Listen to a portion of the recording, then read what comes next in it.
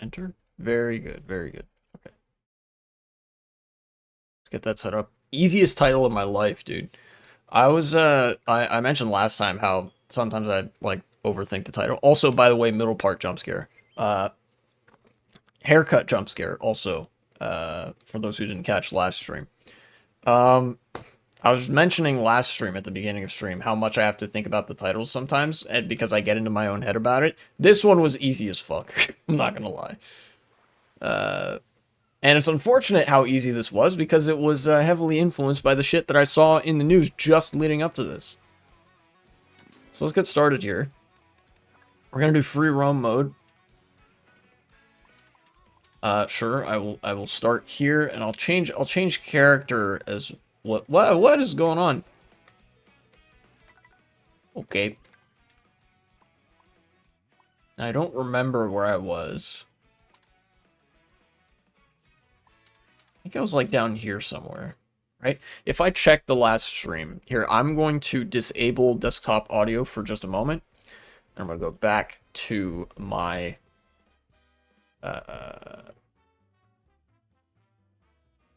content, like video producer and stuff.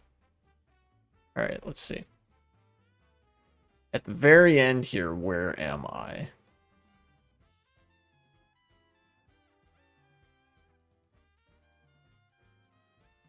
I am right near... Okay, I see where I am. So I'm somewhere down here. So I'll start with that. One of the few times I will actually teleport to a track in this game, as opposed to driving there. Now let me change character. And I will change character to Yoshi. I like this costume. Got some nice stickers. That's cool.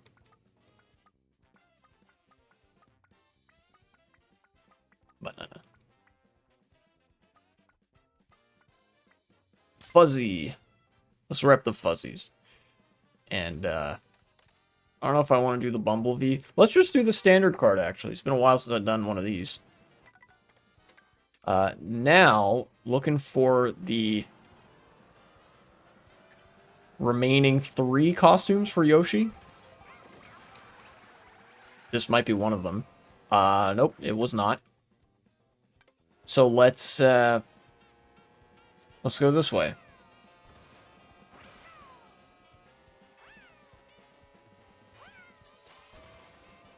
Wow, 1,200 tricks total. I got a sticker for that. This is going to be a very 1984 flavored stream, and not the actual year 1984. I mean the book. Let me get rid of this. Get rid of the. Wait, no, actually, get rid of this. Very good. Okay. Where do I start with this?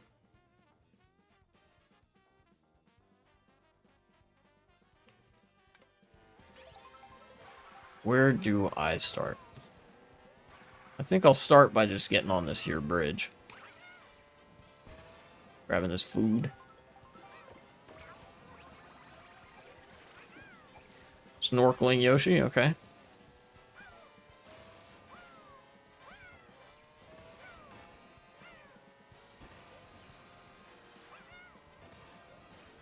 Ladder. Where do I want to go here? I guess I'm going to Faraway Oasis. Alright.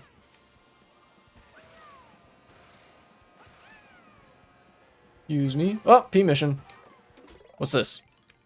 Bounce your way to Koopa Troopa Beach. Okay, maybe I'm going to Koopa Troopa Beach.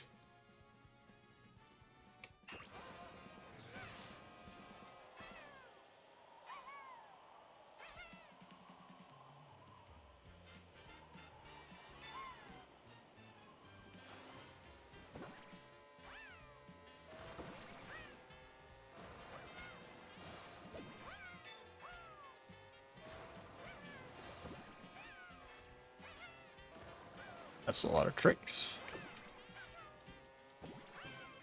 There we go. Okay. Cleared a mission. Where am I? Cooper River Beach. Very good.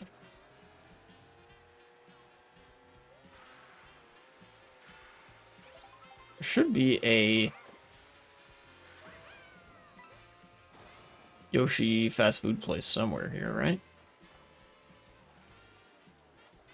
Maybe not right here, but somewhere.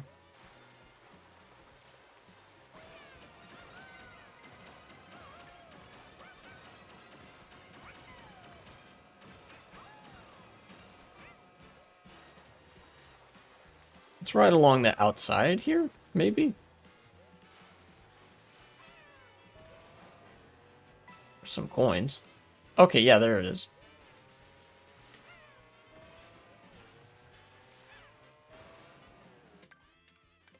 I don't know why I'm headed back this way. I kind of don't want to be. Okay, that was the same thing, and I'm now... Yeah, I'm interested in going this way. Trying to make a counterclockwise loop of sorts. I guess I could start with the thing that I literally just saw. So, the first 1984 moment of many, and it maybe not in the way that you would think. So you know how liberals and conservatives both, because they are both neo-libs, they love to talk about job numbers, the amount of jobs that have been added to the economy, writ large, in a certain time frame. And you know, the Trump administration is no different. Even the fascists love to talk about this because it's like, you know, they know that they have to deal with the institutions of power that they are presented with, and the institutions of power are liberal ones that care about, like, how many jobs have you created this, I don't know, this quarter, right? And so,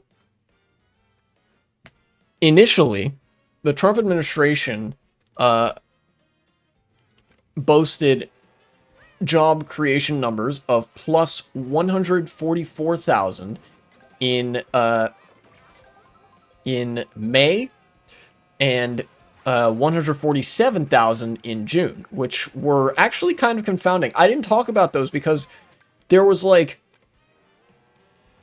the analysis that I could provide of them wasn't going to be anything special because it, like, numbers like that didn't differ too much from previous administrations. My analysis would have just been that, like, you know, adding jobs to the economy isn't just like the greatest thing all on its own, right? We're talking about jobs of varying qualities. You know, it could be like bumfuck wage jobs or contract jobs, stuff with like no job security.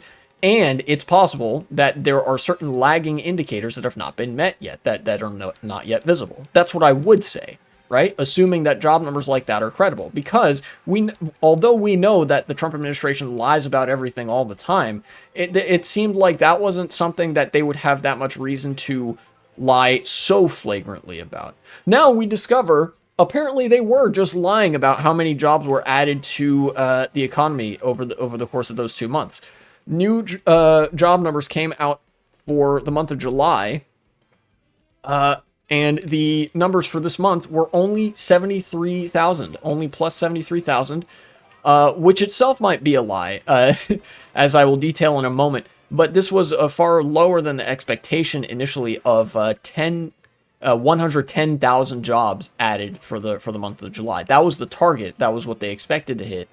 And they are only reporting 73,000. And at the same time that this has happened, the administration has quietly, or at least, you know, they quietly, so they think, we're still getting wind of this, revised the job numbers from May and June down from 144,000 to 19,000, and from 147,000 to 14,000.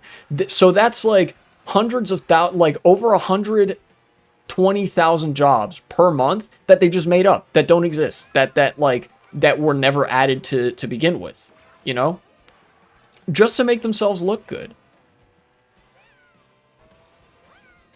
And so now at like, I'm starting to think that this 73,000 would probably also be a lie. It's one of those things where, like, even if the administration isn't necessarily lying with any given one of these numbers, that the fact that they've revised them and admitted to functionally lying with at least some of these numbers pretty drastically indicates that they can't be trusted for anything. That like there's truly no source of no kind of information is safe from the revisionism of like of a fascist government such as this, right? It really is. It reminds me of in 1984. The shit about the chocolate ration. You know, the party has graciously increased the chocolate ration from 30 grams to 20 grams. You know,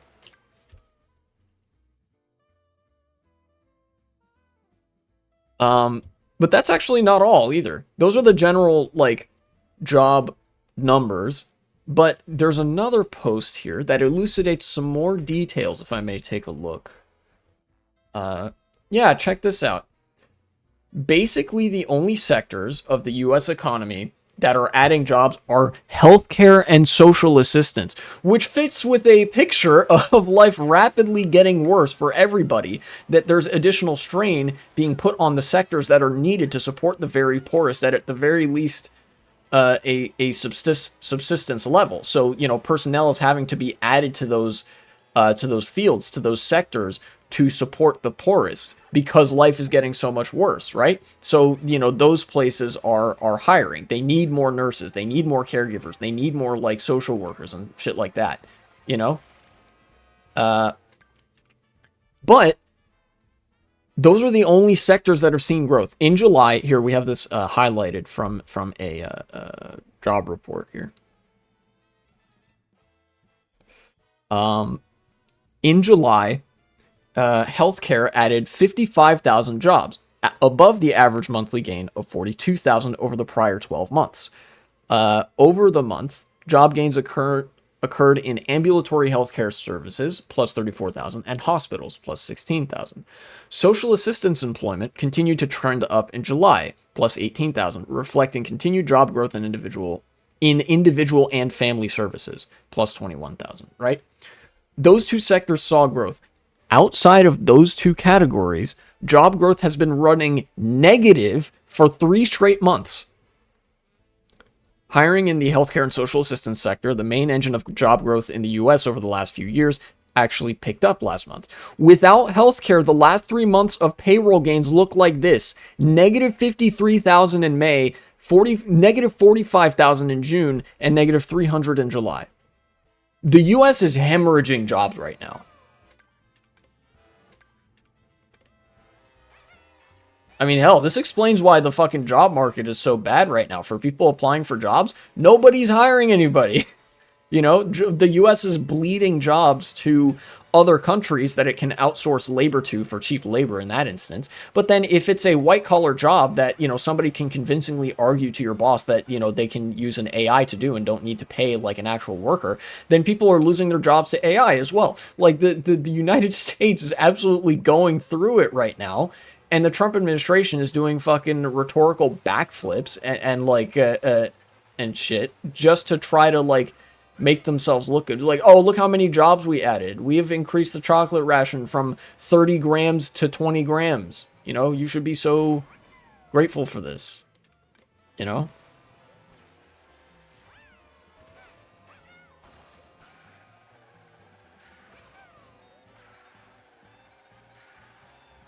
This country's economy is so fucking cooked. And that actually ties into another thing. I think I'm even going to make these two things the same segment. I was going to talk about the job growth numbers, and then I was going to talk about the absolute state of of Las Vegas that Las Vegas is in right now.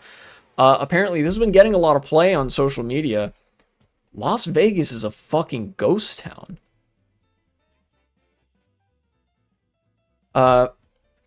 I struggled to even find a single source on this because so many people were like, holy shit, this city is empty. There's a million photographs of this on social media.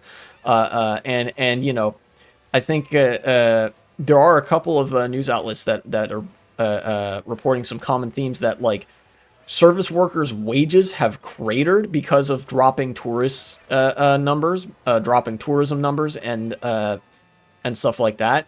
And like the city is just kind of dying because of Trump's tariffs. The tariffs from the Trump administration resulted in uh, fewer lines of, I guess what old school academics would call commercial intercourse between countries, right? Countries aren't doing business as much with the United States anymore. People aren't coming to the United States as much anymore, both because of the tariffs and because of ICE raids. ICE has been raiding Las Vegas because, Las Vegas home to a lot of service industry and casino stuff, which uses undocumented labor and just cheap labor in general, which is especially vulnerable. So ICE loves to try to harass people along those lines. And so basically, a lot of the economic markers that Las Vegas relies on for it to be a kind of like functioning city, or at least semi-functioning, are now either gone or directly under attack from the Trump administration. You know? And there's a lot of Trump supporters in the city. And they deserve this, quite frankly. They voted for this. You know? The mass deportations, the tariffs, whatever, like, people are shooting themselves in the foot because they don't like brown people. And again, it's the connecting thread between these two is that the administration is like tearing this country apart economically, like, and it's now really beginning to show, A lot of people only focus on, especially in the United States, I feel like this is a very American thing. A lot of people only really focus on consumer prices for the indication of economic health of a country, because we're so used to consumer side everything, consumer side economics, rather than indicators like wages or like export costs or rents or anything like that, or job numbers as well, something else that people sometimes will pay attention to. But no, now this is one area where like it is really like all of it is starting to catch up all at once, to such an extent that like consumer prices are being affected indirectly in Las Vegas because people's wages are so low they can't afford shit anymore.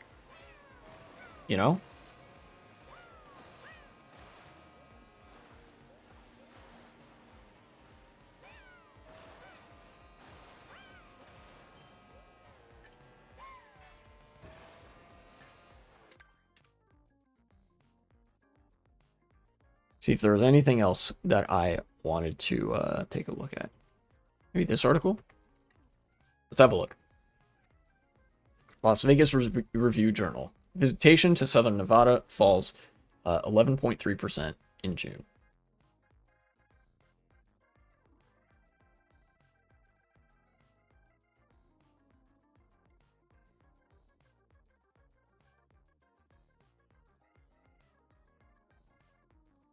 Las Vegas Convention and Visitors Authority on Wednesday said 3.1 million people visited the region in June, an 11.3% decline. The last time year-over-year comparisons fell by double digits was when February 2021's count hit 1.5 million, which was down 53.8% from the previous year. Guys, those are COVID numbers. For the year, visitation has been down every month from the last year, with the decline averaging 7.3% to 19.6 million. Nearly every tourism indicator, except Clark County gaming was down in June. I don't know what this excerpt means. Was this article written by AI? Did anybody proofread this? Reflecting the broader backdrop of persistent economic uncertainty and weaker consumer confidence, compounded by a slower convention month, the destination saw an 11% year-over-year decline in visitation. Now, to be clear, I fucking hate tourism, right? And I hate Las Vegas, and I hate gambling, But nonetheless, Las Vegas is very dependent on tourism for a large portion of its income, for the city's income, right? And that means that, like, when there isn't a lot of tourism coming into Las Vegas, people's lives in Las Vegas are going to get worse because the service industry is intricately tied to tourism as an industry, especially in Las Vegas, a very touristy city. You know,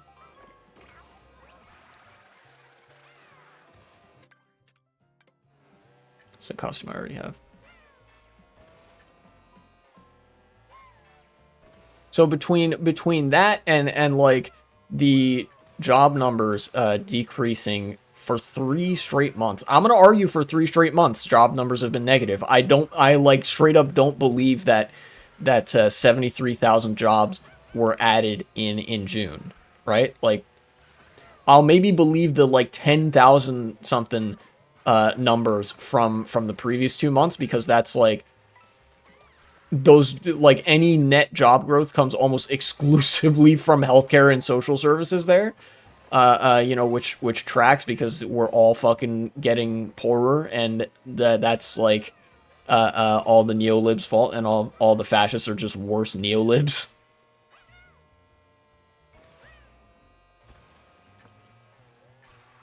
You know, I would be genuinely shocked if the month of July did not show a similar or the same trend. You know, they're probably just waiting for August to be done so they can go back and revise those numbers again. Again, it's like they're just fucking changing the data to make themselves look good. Like, oh yeah, we just lied. You know, we've increased the chocolate ration from 30 grams to 20 grams. Enjoy. Smiley face. Like, damn, they're really just making everybody's lives worse.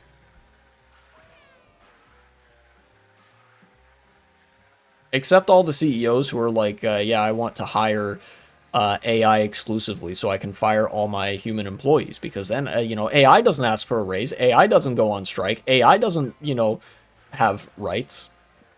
I am actually paraphrasing. I think in fact that's a direct quote from one CEO that like, you know, AI doesn't ask for a raise or go on strike, and like you don't need to pay it a wage, you know? This economy is so fucking cooked.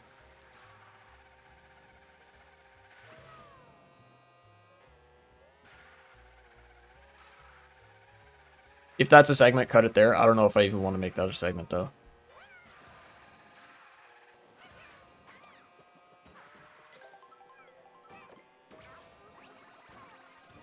Ow.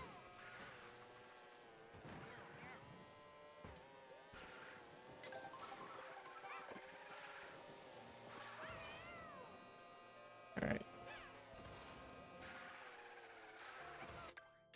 Where are we going this time? Boo Cinema? Alright.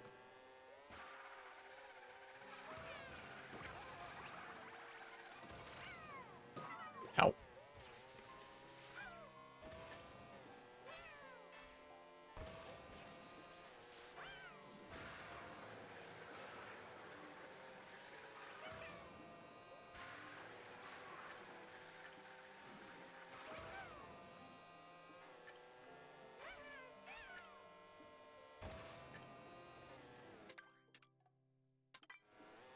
You know, I'm gonna be real. I don't see how this road is like actually functional as a highway. I think that's too steep of an incline. I think the fucking uh, uh, road safety standards board or whoever the fuck is in charge of road construction needs to get on that.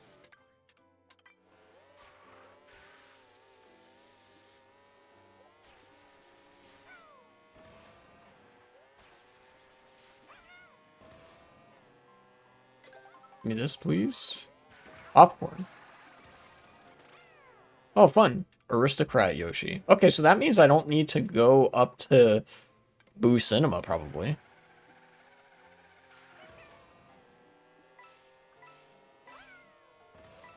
Here, let's grab this. And then I think I want to hang a right at the next opportunity.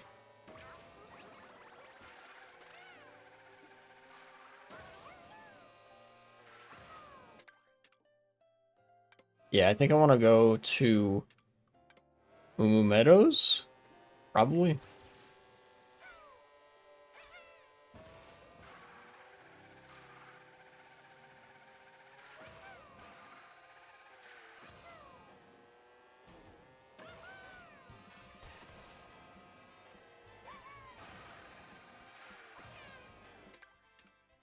the right way? Yes, I just gotta keep going straight. Okay.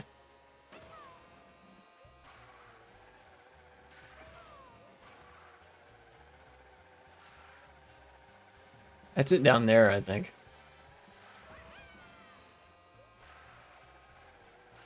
I'm kind of half looking out for other P missions if I see them. You know? As I see them, rather. There's one. I'm pretty sure I've done that one already.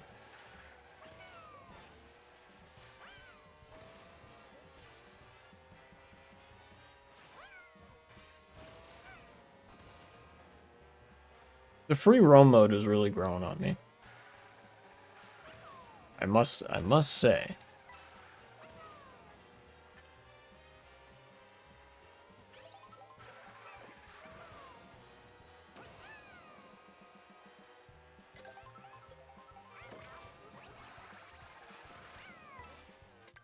Okay, that's one I already have. Maybe if I hang a right again, start going north?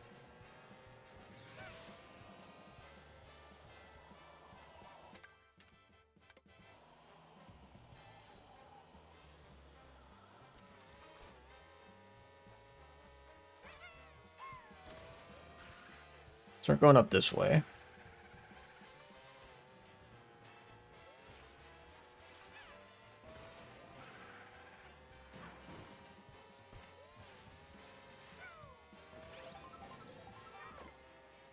Feather. I don't really need that for much, but okay.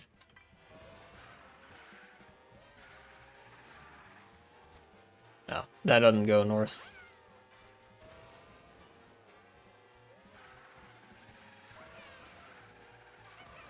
This does, though, I think.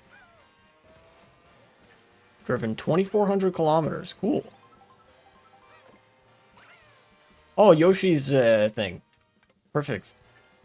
Give me that. I want that and I desire that. Ah, it's just another one of them. Okay. No, what? Where am I going? Need to be going this way. I'm driving on the off-road. I don't care.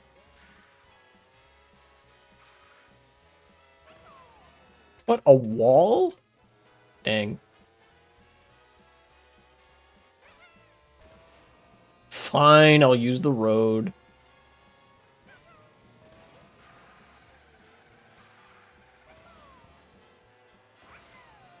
This reminds me of Moonview Highway. They should have had Moonview Highway be a course in this game. I think that would have been cool.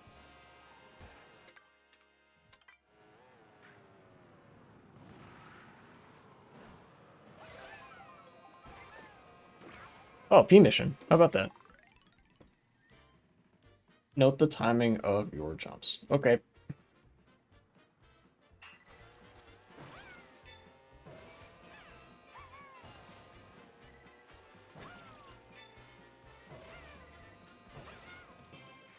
Alright.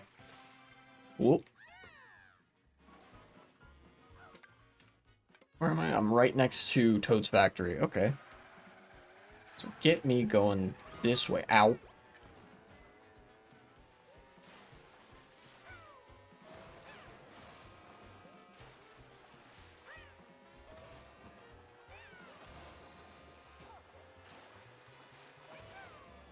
You get a Yoshi's thing. Yeah, there's one over there.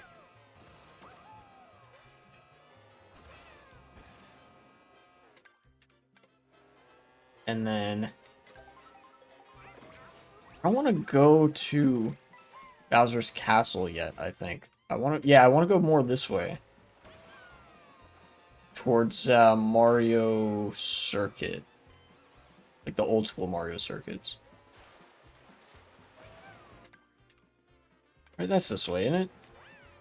Yeah, it looks like it. Ground mushroom? Oh, P mission. Alright. I'll take that, I guess.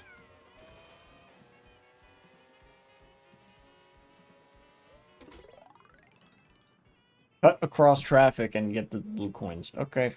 Well.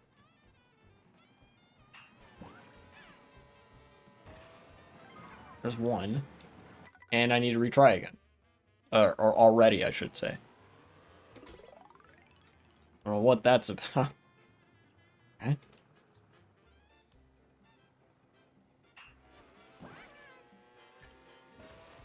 Alright.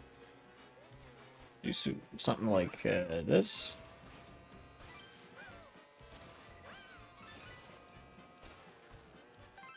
Alright, nice and easy.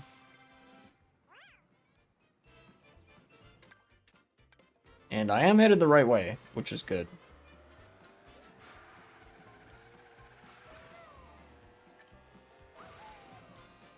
Yeah, I can see we're coming up on it.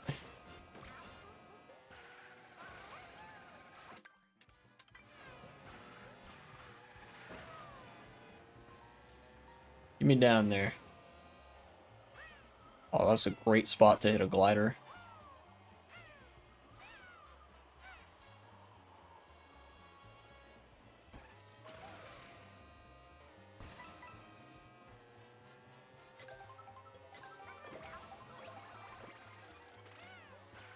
Regular Yoshi. Bicycle helmet Yoshi. Okay. And now I'll go north, I guess.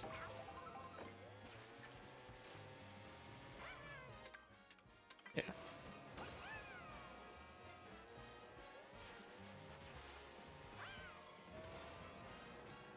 Oh, that's a thing I haven't gotten yet. Hold up. Get me up there.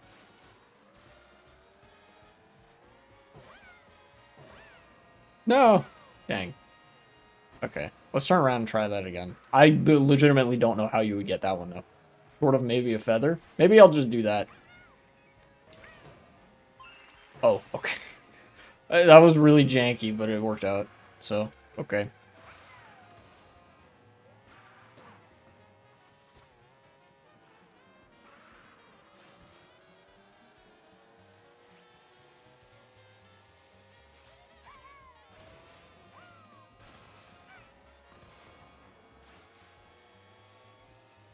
Alright. Oh, no, okay, I know how you're supposed to do that. You're actually supposed to ride that fence.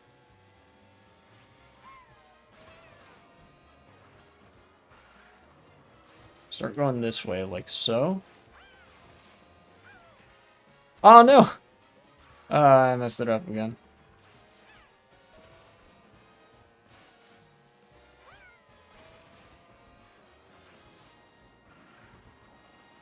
Start going this way. Okay, now...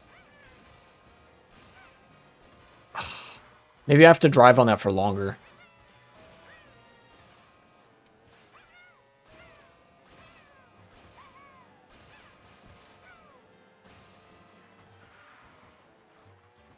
Okay.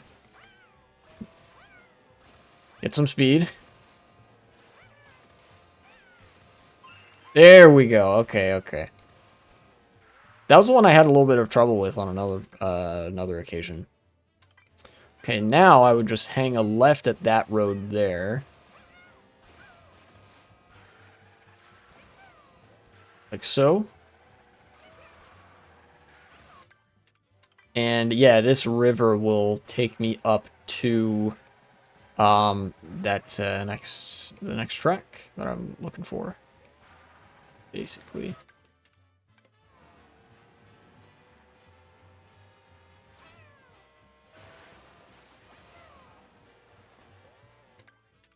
Does the road go up there? Oh, it does. Maybe I'll take the road. I've taken this river a number of times. Let's go back to this road here and see where this takes us. Nice dirt road. Target? I don't really care about that.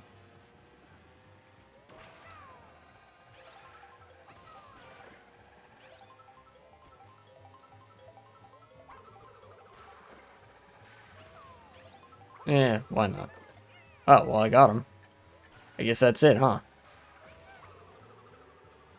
You just get some coins? Sure. Pancakes. That turns me into regular Yoshi. Okay, let's turn around here.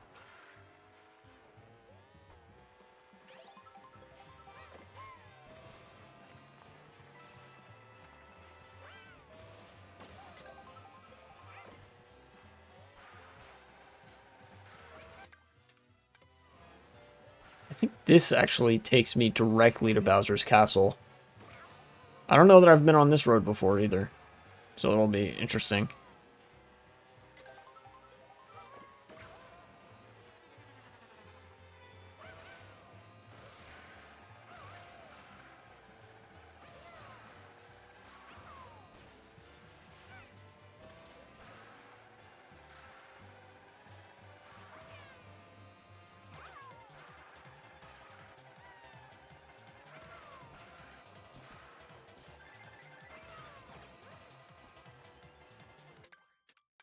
Pretty close. Wait, hold on. I may have taken a wrong turn?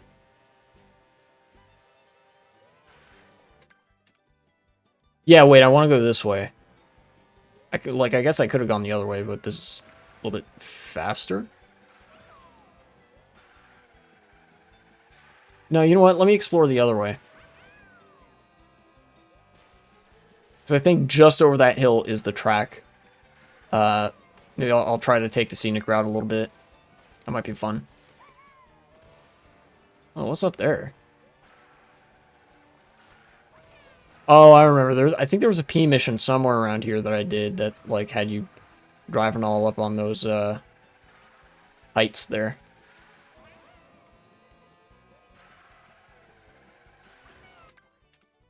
Yeah, now I'm right at the track.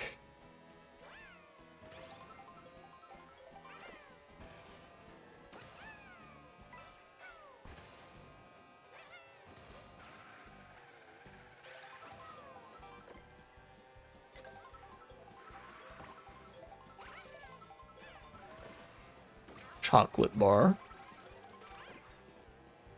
Drink. Alright, let's go to... Not this way, actually. Bowser's Castle would be the other way.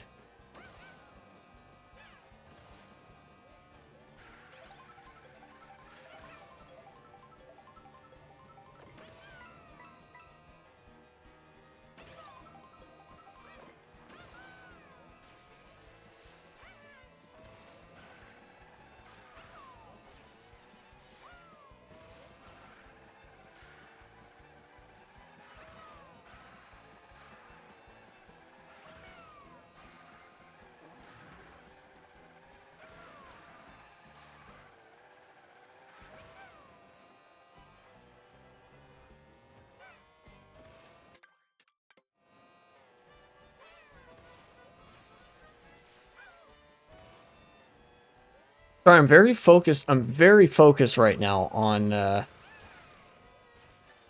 getting to the next place here, that being Bowser's Castle. I think what I gotta do is hang a right. Yeah? Yeah. Down there, there's that area. What's up, Bowser?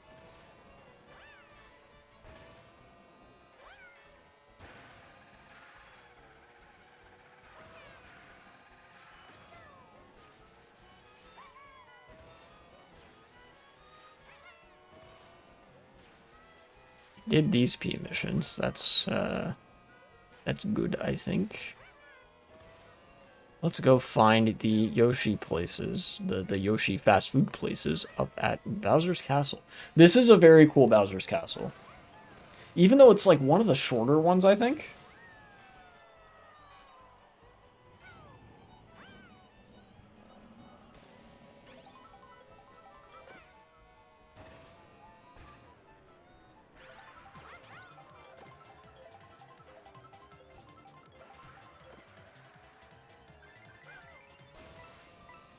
Nice. Made it up here. Oh, right. Have a mushroom still. Hee hee.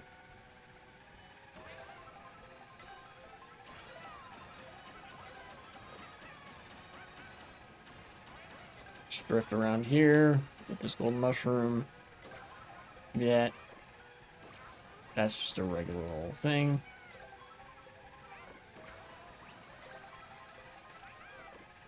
Ah, Biker Yoshi. Cool.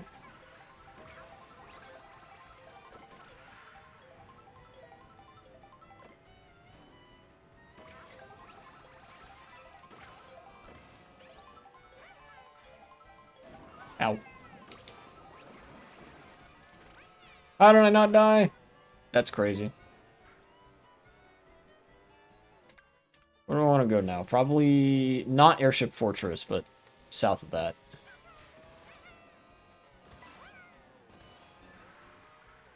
Get me in this pipe. Good, good, good, good. Okay. Now that I've gotten, actually... Here, let me... Dang it.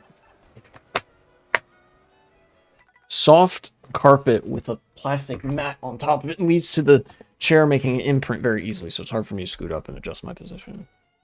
Okay. Now that I've unlocked another Yoshi costume, and I think, in fact, I'm almost done with the Yoshi costumes. Yeah, there's only one left. Let me start with yet another 1984 moment from the Trump administration. I just talked about, like, the economic 1984 moment. Now the history-related 1984 moment.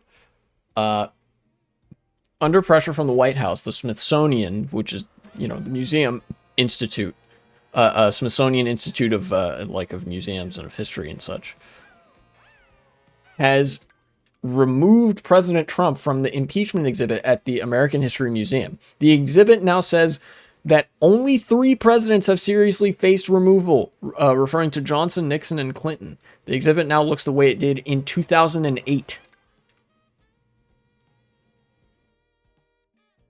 Bye. Sorry about that. Random chatbot, like, paid viewer solicitation entered the chat for a moment. Yeah, like, blatantly the administration rewriting history to say, like, Donald Trump was never impeached, you know, or to like sort of misrepresent what actually happened. They're saying, like, oh, well, he wasn't seriously threatened with removal from office, which, let's be real, neither of the, like, 2 of the 3 other presidents on there weren't either. And if we're including Clinton and Johnson there, then we're including Trump as well. Remember, Trump was not only impeached once, but twice. Donald Trump was subject to 2 different sets of impeachment proceedings in the House of Representatives, once in 2017 or 18? I don't remember. And then once in 2021, after the January 6th insurrection that he encouraged and that he incited. And both times, the House voted to impeach Donald Trump along party lines. You know, every single Republican voted against it. And in the Senate, the 2/3 majority, unfortunately, was not met to, like, convict him of these impeachment offenses and to remove him from office. So the Senate voted to protect his ass twice in a row. But he was impeached twice. In fact, Donald Trump is historical in this respect for being the only U.S. president who was impeached more than once. And so the Smithsonian was like, nope, can't do that. We have to comply in advance. So, you know, they removed him from the impeached presidents sort of section of the Smithsonian Museum. This, like, history is being rewritten right in front of us. That's what's happening here. There's no ifs, ands, or buts about it. This is some 1984 type shit. You know, administration of the United States putting pressure on the social institutions that dictate what kind of history we learn, and what we learn is history. You know, what we learn as history versus what we, like, leave out. And the social institution just caving and being like, you know what, fine, sure, yeah, Trump was never impeached, never did anything wrong. Don't worry about it. Fake ass country, dude.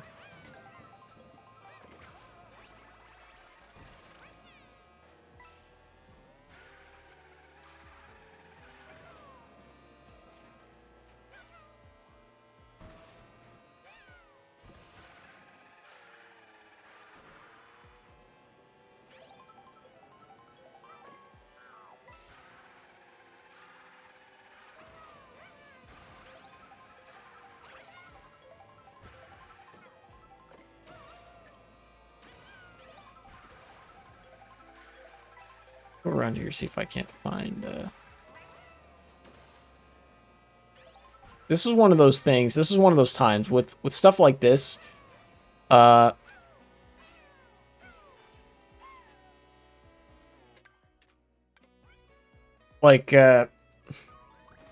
the U.S. president putting pressure on the Smithsonian Institute of Museums to, like, literally rewrite history in his favor, to, like, write him out of, like, oh yeah, you know, he was subject to fucking impeachment proceedings and was impeached twice, to fucking write that out of the history books. I feel like that it's Orwellian in a way that I don't even need to explain. Like, everybody looking at it can straightforwardly see exactly how Orwellian it is.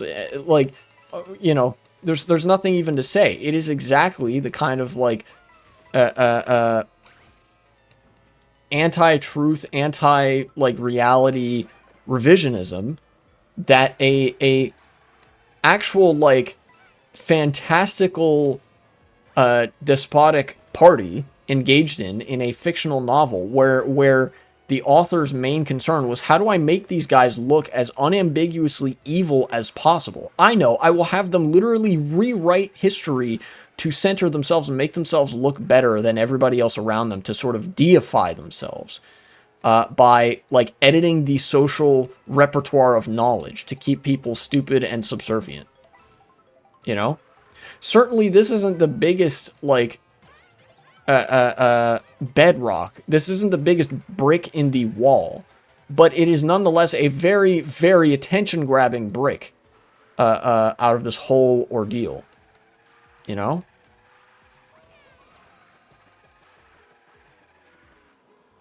Oh, what is this? Okay.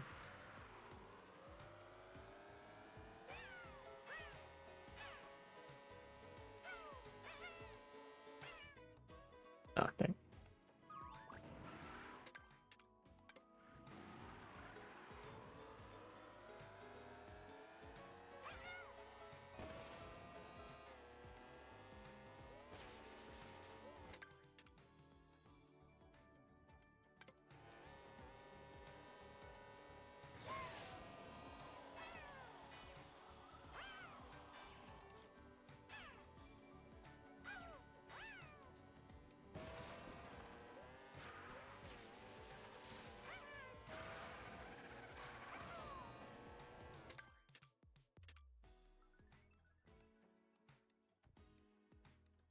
All right.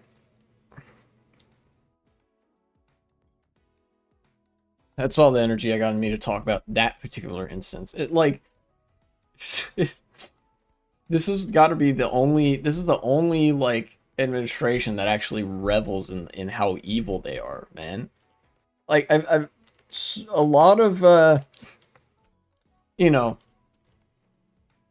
the framers of liberal systems in this country and other countries literally did not account for, what if somebody is just such a bad faith actor that they are gleefully evil and, like, will, like, won't even act like it has any social detriments to being evil. Like, you point out, wow, you're evil and hate everybody and want to destroy life for everybody in this country and are willing to make the world a million times worse if it puts you at the top of a smoldering garbage dumpster fire. Just so that you may rule over the smithereens of society once you've hollowed it out. And, like, they didn't account for the fact that the other person would just say, like, yes, I do want that, actually. You know? And just be gleefully evil. And unhinged. You know? It's like that meme that, like, oh, you know, how to defeat fascism. Part 1, the power of love. The first step to defeating fascism is realizing that I could not defeat fascism with the power of love. And then part 2 is just the power of incredible violence.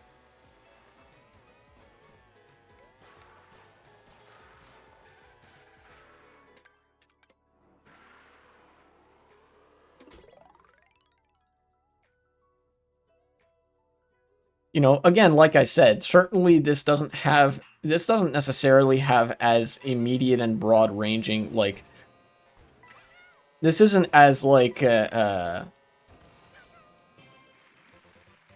certainly the destruction of the education system, just as a concept, is a much more immediate threat, just because, like, the Smithsonian is part of the education system, and this is part of a broader attack on education, which is, you know, that's the real meat of it here.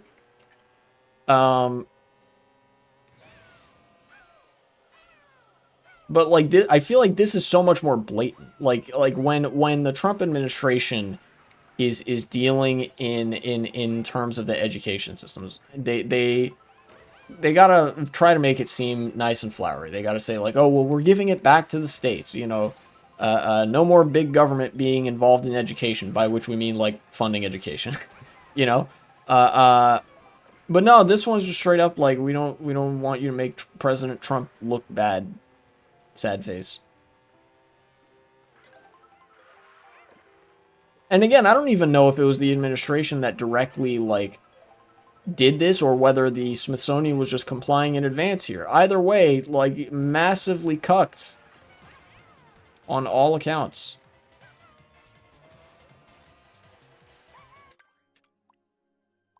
Start moving south, maybe go this way. Shy Guy Bazaar.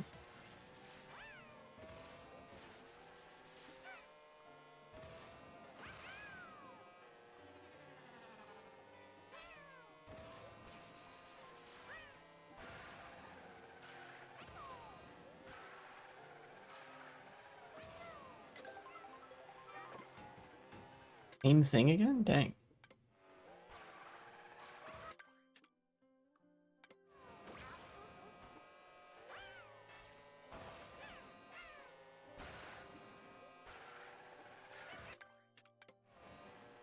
Oh, there's a Yoshi food truck. Go get some of that. Would you believe it if I told you that I have talked that you know, there's actually another fucking extremely Orwellian thing that I had to talk about today. That even talking about like the blatant revising of like job data to cover up the fact that outside of like healthcare and social assistance, jobs have been bleeding out from the US, and then like also the Smithsonian actually editing history to say that like Trump was never impeached despite the fact that he was twice. That there's another extremely Orwellian thing coming up. Maybe you will. Maybe you know. Maybe you know what's up. I buried the lead enough. It's the ID shit. It's the ID requirements. The UK already passed this law. Nobody wanted this law, but it's I believe in the case of the UK, it might actually just be they are authentically a like horrid nanny state that fucking hates free speech and hates children more. And shit like that.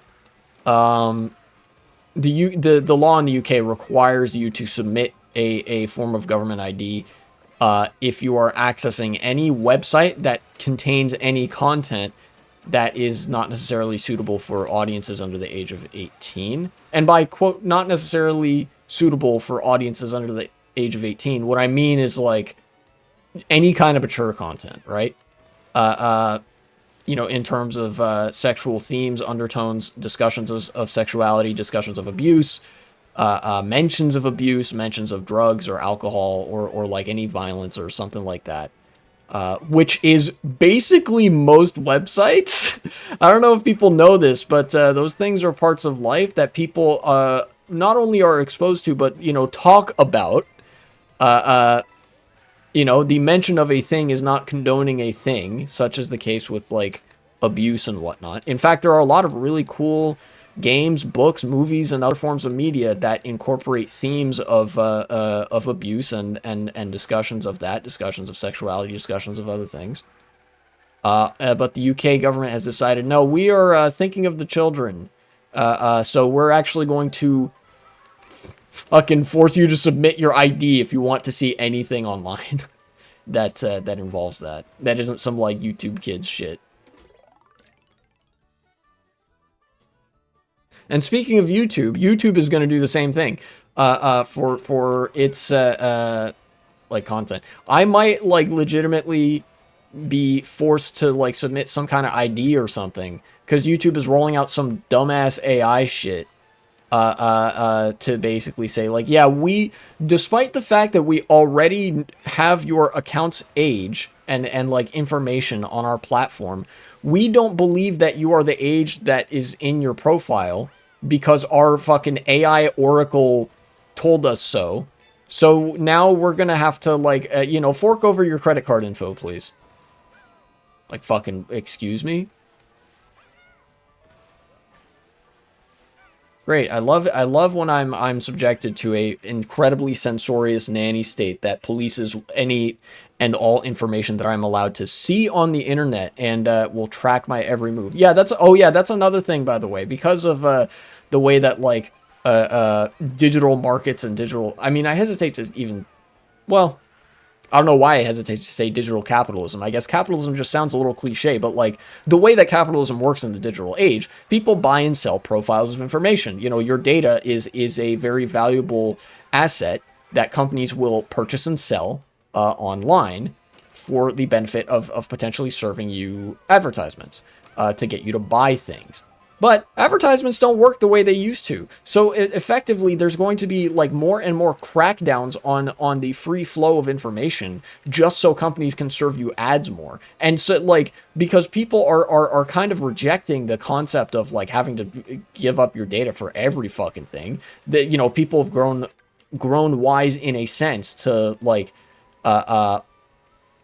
the internet being just an area where your privacy is violated nonstop, even if there's not much people can do about it, instead of, changing that or addressing it or finding a better way to, to run a business that doesn't involve trying to brute force a model of money making to work on the internet, because the internet's not that good for making money. Companies will instead just, like, brute force it. They'll like literally destroy society and like force your habits to change just so they can keep advertising dumb shit to you. You know?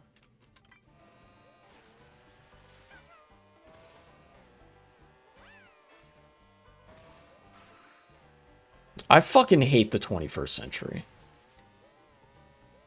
I'm gonna be real.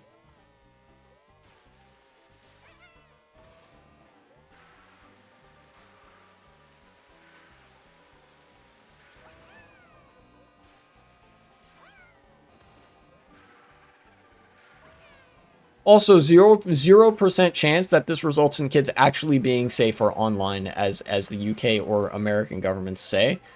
If anything, it makes kids even more vulnerable.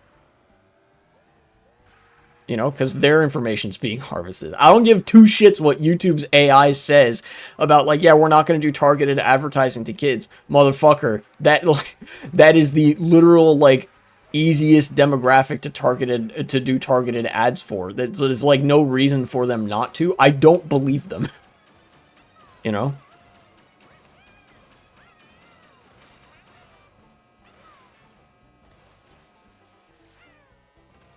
Oh, yeah.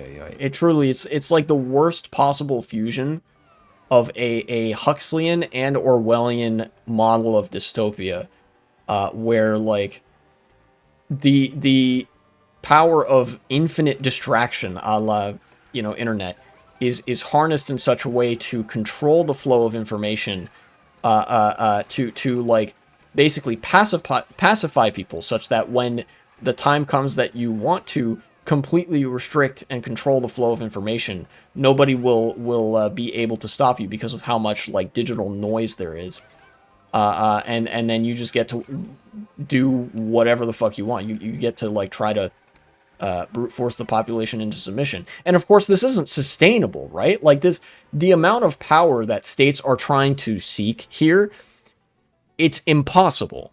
Like we know this even from 1984, where we see this model of dystopia basically in as fully realized a setting as it could ever possibly be. It's still doomed to fail eventually. You know? Just came from Desert Hills. Maybe I'll go to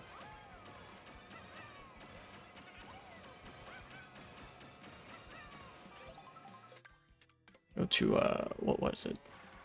Whistle Heights or whatever that track is.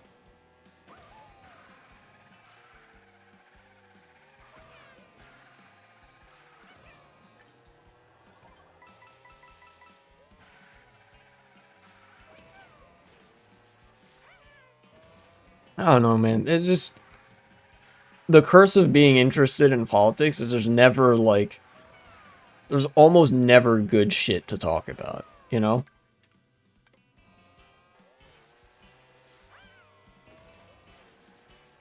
Like there's usually interesting shit to talk about, but like it's always, oh yeah, what fucking rights did we lose today?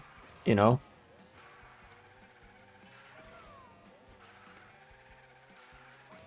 What's a, you know, what happened today that will like completely eliminate any chance that we have for like a fulfilling future and possibility of like a well-connected community and sociable modes of living or whatever the fuck else. Like, you know, what way what happened today that makes my life so shit that like a weaker person would probably kill themselves. You know, and when I say weaker, I mean like emotionally weaker.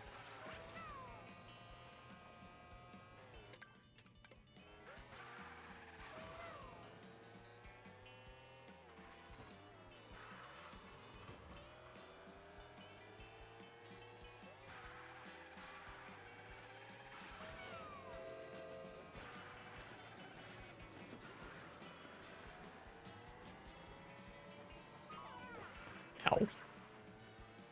Give me this.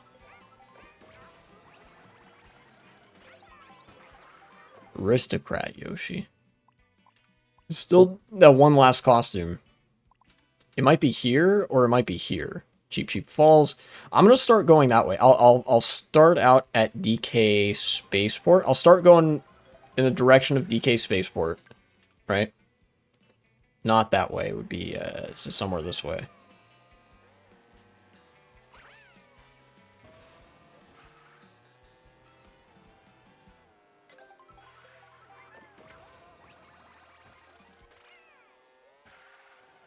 And then I will go up. I'll go up to Peach Stadium and Cheap Cheap Falls, I think. That might be the path that I take here.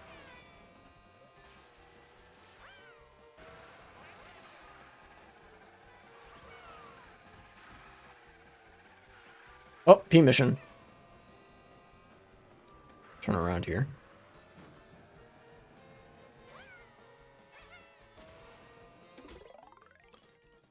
Join the spontaneous race in the canyon. Ah. Cool. Oh, dude. Food.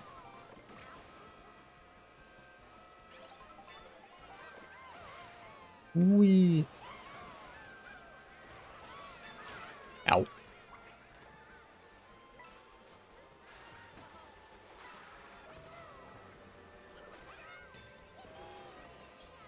Plus 6 seconds. Oh, okay. So it's a relatively short series of laps around this here course.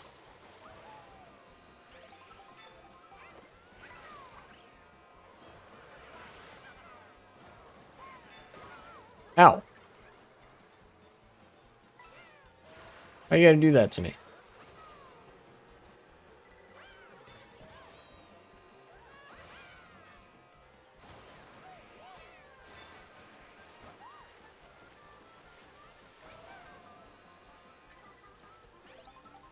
I think this is the last go around here.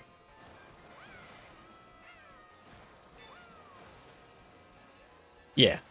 There's the goal. Nice. Cleared a mission.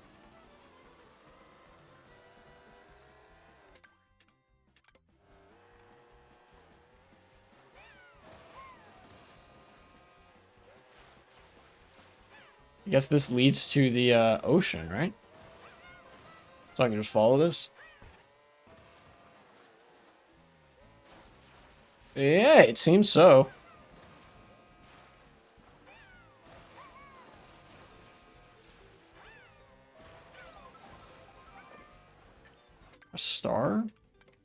I kind of have to hang a right here. Yeah, there's DK Spaceport.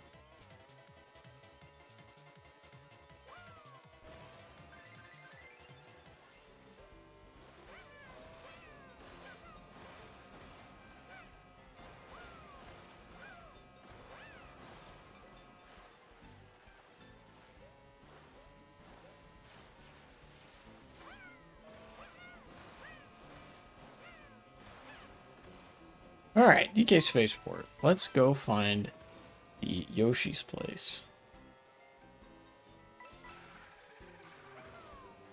Right here somewhere, ain't it? Yeah, there it is.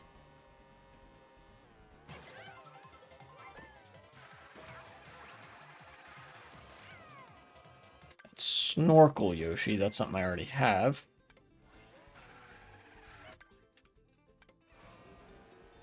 Now let's go up this way. Towards Peach Stadium.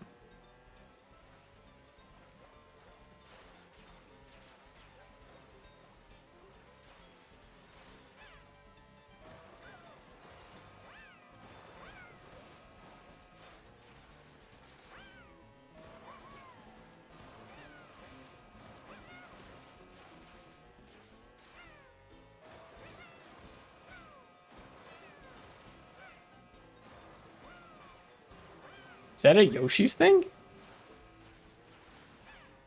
Dang, it is. I don't know how I could see that from all the way over there.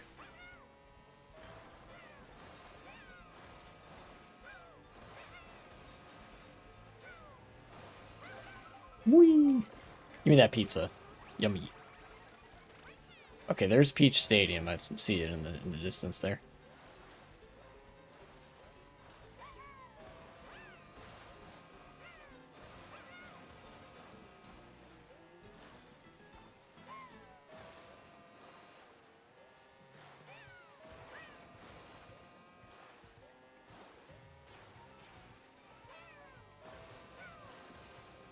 Where is a point to get on land, though? That's the question.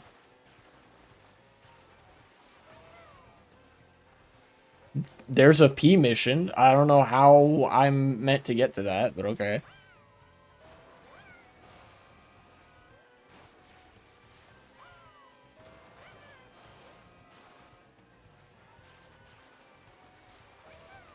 Be like this? Ah, okay. Maybe not. Maybe not. Let's go up here.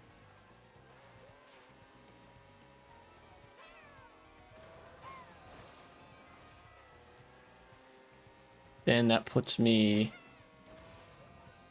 just at the outside of the stadium. Okay.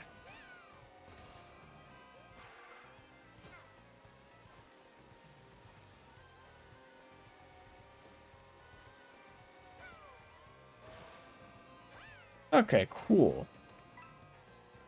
If I find a Yoshi's place here, I can just kind of grab it and be on my way. There's one.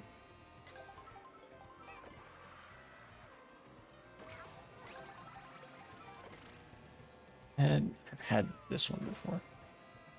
What about this? Cake. That doesn't do much for me. I'm beginning to notice there are different kinds of Yoshi places, right? And I'm almost positive that's probably what correlates to the costume rather than like the location. I've just been using the location for kind of a shorthand to pick up a pretty wide range of Yoshi burger things. Although I do think the only one that I haven't gotten yet as Yoshi is like the Cheep Cheep Falls. The ones that only appear really at Cheep Cheep Falls. We're going this way.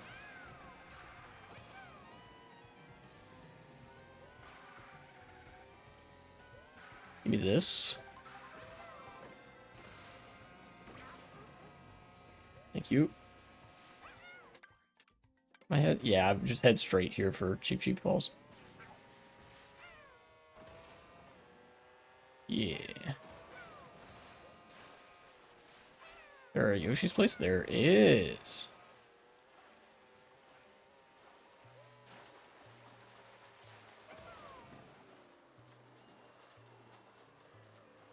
Give me that. Yummy. Hey, there we go. Got all the Yoshi costumes. Now, let's change character. There we go. There's only 3 Yoshi costumes that I had to unlock. Now, we're going with DK. All-terrain DK. Let's get a sticker.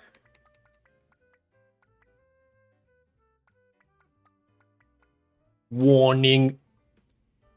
Warning. I like the warning sticker. I think it's funny. Tiny Titan? No, that has really bad acceleration. We try to get something with at least okay acceleration.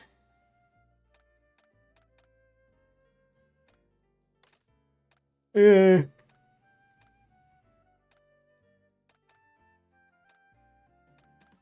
Well, I guess if it's DK, I might have a hard time doing that, so. Is there anything less than... Okay, it seems like 1 bar is actually the lowest amount of acceleration that you can have on one of these. So maybe I want something a little bit higher than just 1 bar. You know? So maybe not the Tiny Titan. Maybe do something... Yeah, maybe the Zoom Buggy. This is a good vehicle for DK.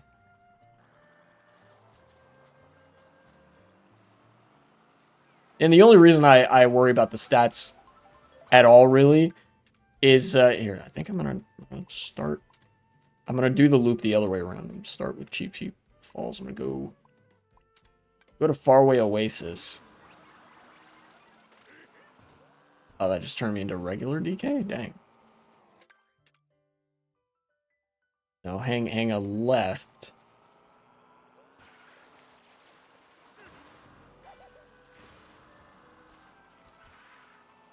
I think that lets me go up? No. Somewhere I'm gonna have to go around. If I go this way.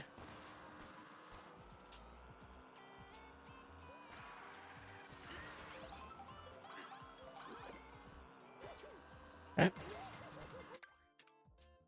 Yeah, okay, so I'm headed this way. I hit the water soon enough. There it is.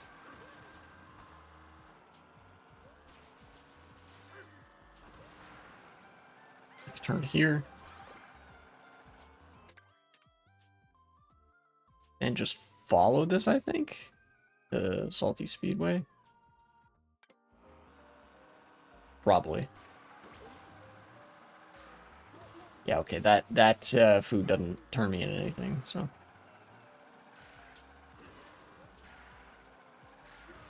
Where's Salty Speedway? Oh, it's at the end of this river. I remember this.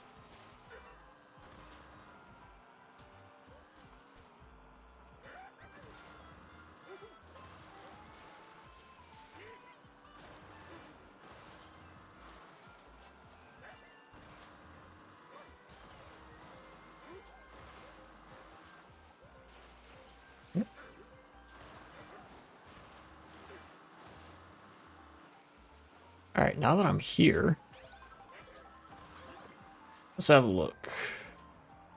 There's one. Pizza. Oh, that didn't get me anything? Interesting. What's up, Toad? Yoshi's place down there.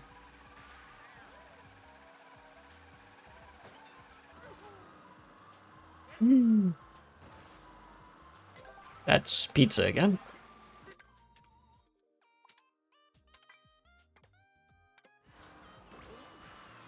So let's go out this way. Maybe. There's got to be other Yoshi places around here, right? Like this is designed to be like a cute little Mediterranean city.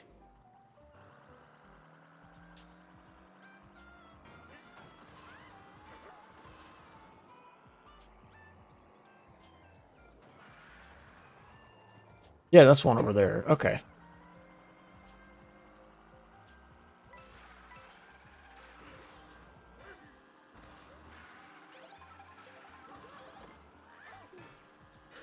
Oh, there's two over here, in fact. Breaking shit. Another pizza. Ah, okay.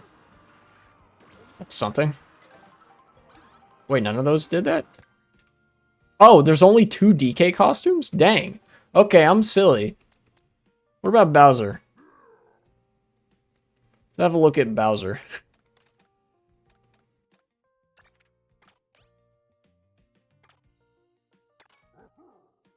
We'll change sticker to be Thwomps. I like the Thwomp. That's cool.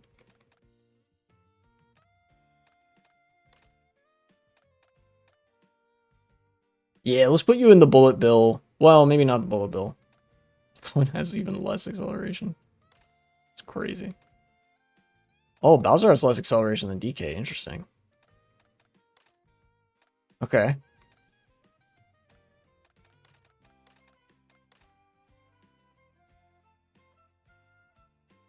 Pipe Frame Bowser? Nah, not Pipe Frame Bowser, I think.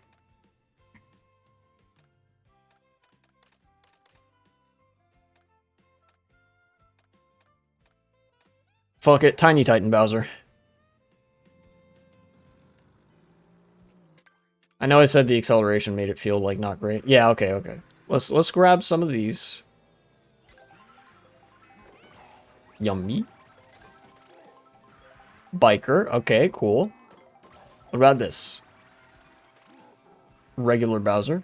What about this? Biker Bowser. Okay, so there's one costume I haven't unlocked yet. And I need to find it. And it's not one of these. Right?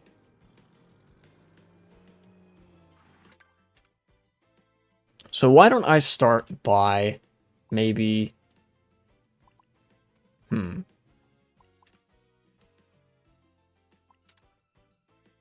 I guess, let me just brute force it. I'm just going to start going somewhere. I'll go this way.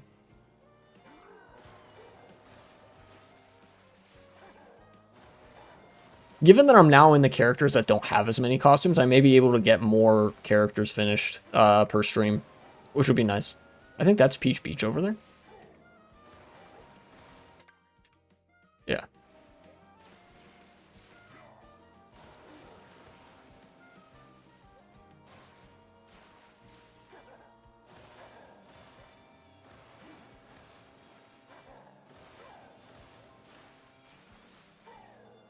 Cool.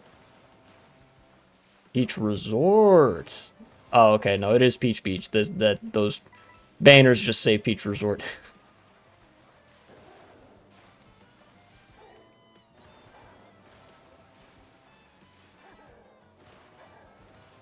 Oh, mushroom. Look at that.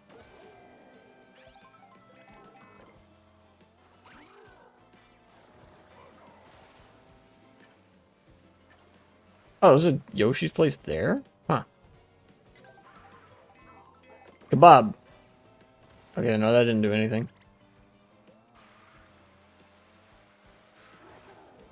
What about this one? Yuka?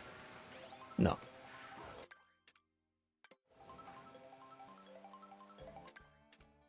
Oh, you know what? Maybe there's a snow kind of Bowser. Like a cold weather Bowser to be unlocked. Let me go up this way.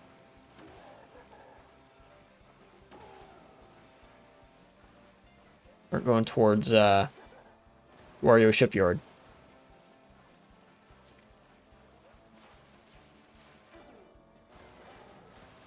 How many P missions have I got? 246? Yeah, I ain't never getting... I'm not getting all 400. Or all 394, however many there are.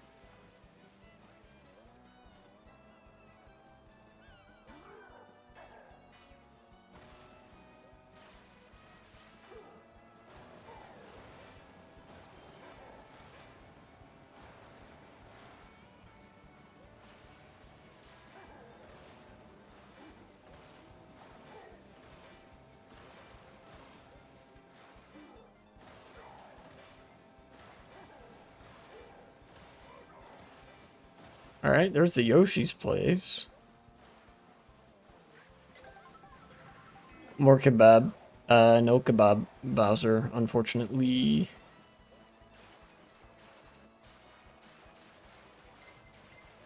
Eh? Somebody's in a star. Where am I headed here?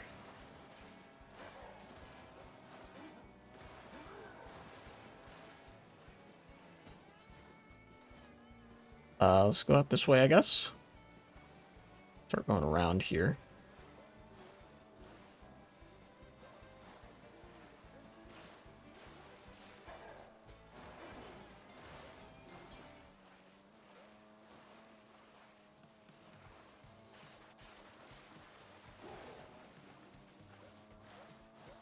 Now we're at the cold weather region, or the you know, the icy region.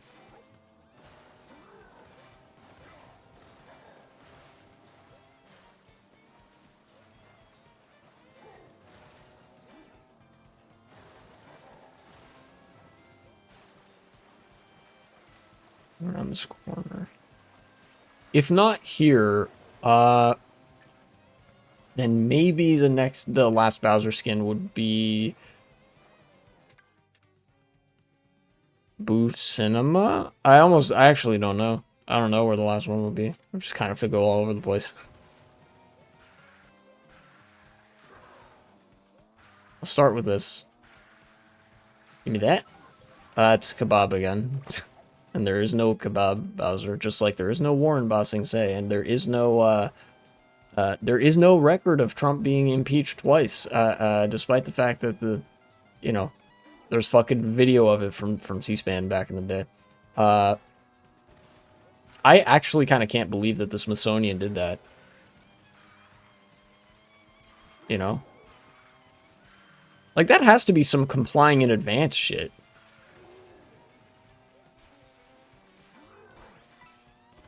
Aha.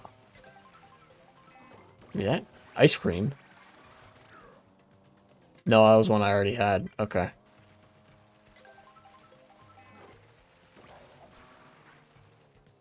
Ah! I fell. That's fine. Oh. Where does this put me? I don't remember where this puts me. Okay, that's fine.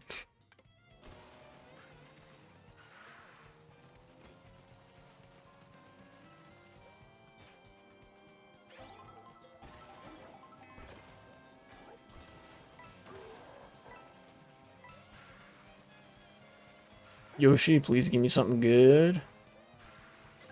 Cake. Right. That didn't do anything. Also didn't do anything. No!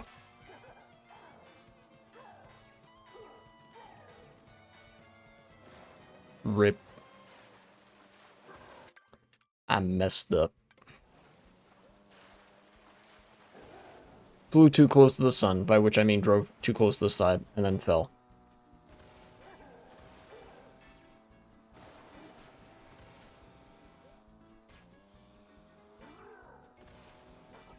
Pipe? Pipe. Okay.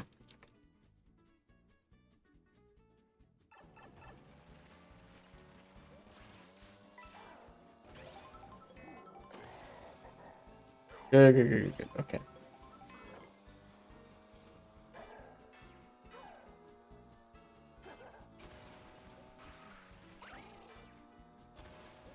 Gimme.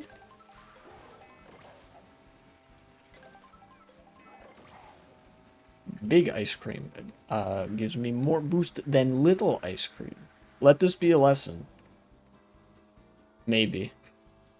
Don't, not actually. You should eat healthy, balanced diet. Thank you.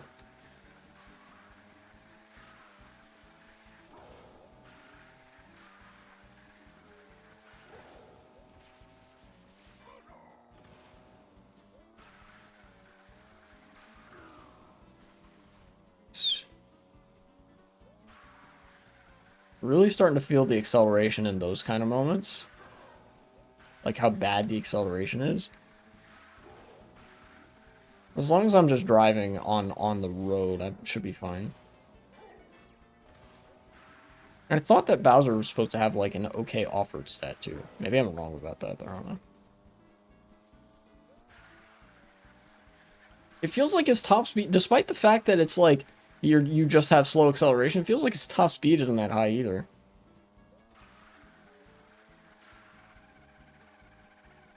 Could just be me, but I don't know. There's none out here. I think the only Yoshi places are inside.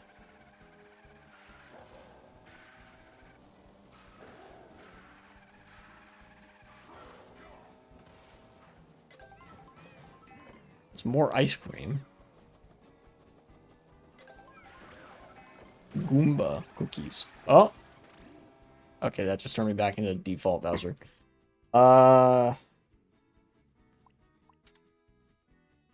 DK Pass probably gonna have the same thing. I haven't been to DK Pass in a hot minute. Let's go this way. Right, this is, yeah, this would take me towards Boo Cinema. I'm just gonna start running the circuit of tracks I haven't visited yet.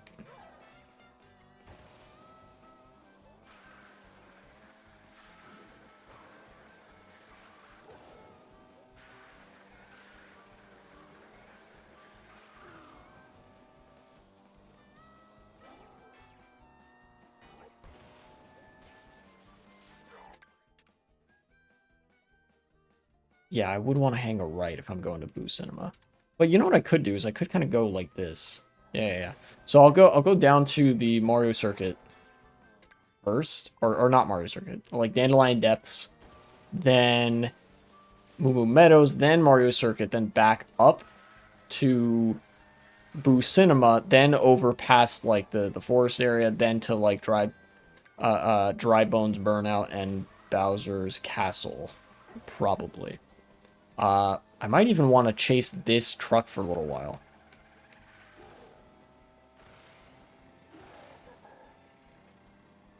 You know, like, give me that. Chocolate bar? Okay. Now I can take a turn here. Popcorn. That didn't do nothing. Okay.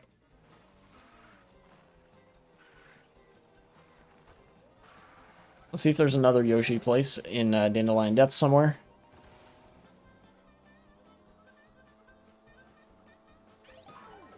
Ow.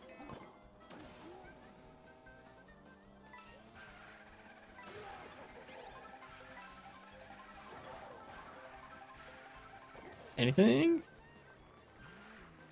Is there maybe something down here?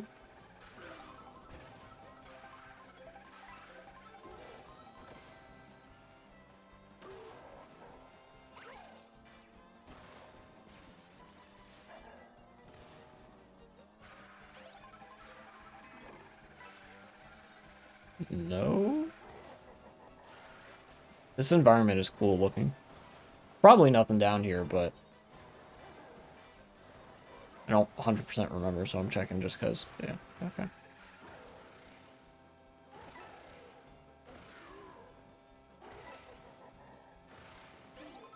Rock Mountain Classic? Okay.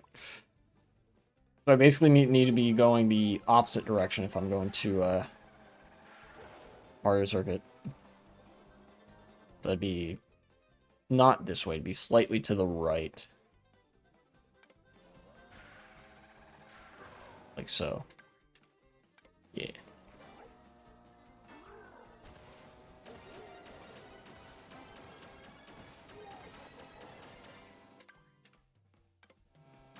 Or not Mario Circuit, Moo Moo Meadows. And then Mario Circuit, but yeah. Nice.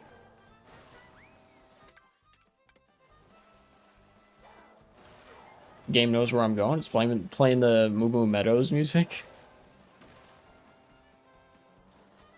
Or is that Moo Moo Farm? I forget which one it is. Oh, that's a P mission that I haven't gotten yet. Okay. Take that.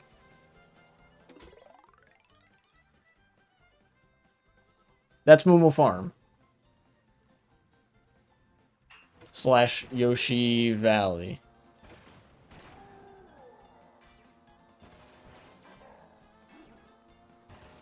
Whee. Ow, I can't see anything.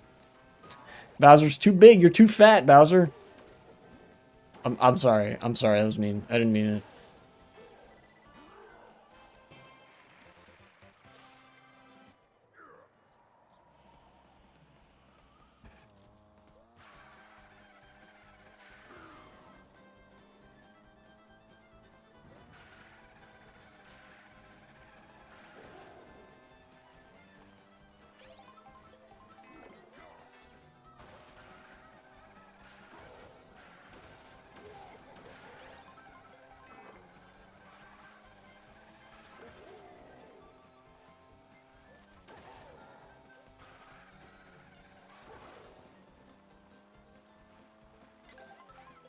Alright, we got the ice cream, the soft serve. What, that didn't do anything? Dang. Alright.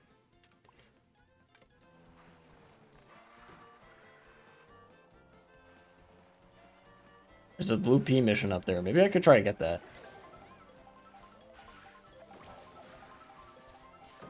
Ow.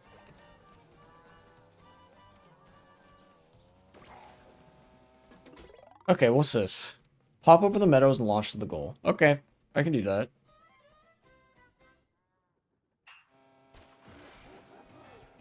Or not, because the game's gonna accelerate me way beyond the point where I'm able to turn. Okay. Easy enough.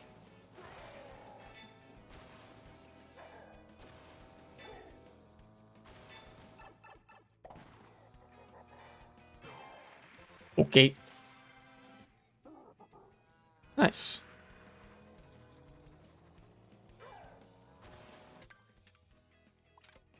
Yeah, I'm headed north.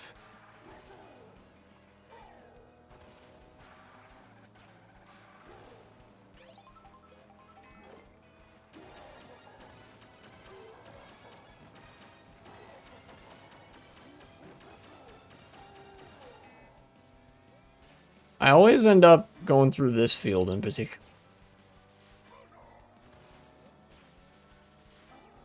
Alright, this is... I'm going north. Okay, well, I need to adjust course a little bit, but yeah.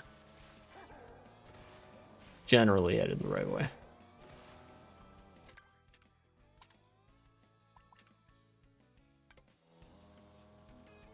That is a giant tractor. Is there any point for me to... No. What? Why does it show there being like a road or something? Oh, it's... Okay. There's a ramp just up there. I don't know why they do that with the like the highways and stuff, where there's like a section of the road that is like you can only access it from one way. If that makes sense. You know? Because they put in so much effort for the tracks to make them drivable forwards and backwards for this game mode. I kind of just don't get it.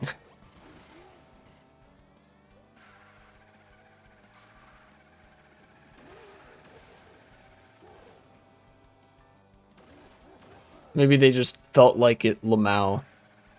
Like, I would even accept that explanation. But, you know.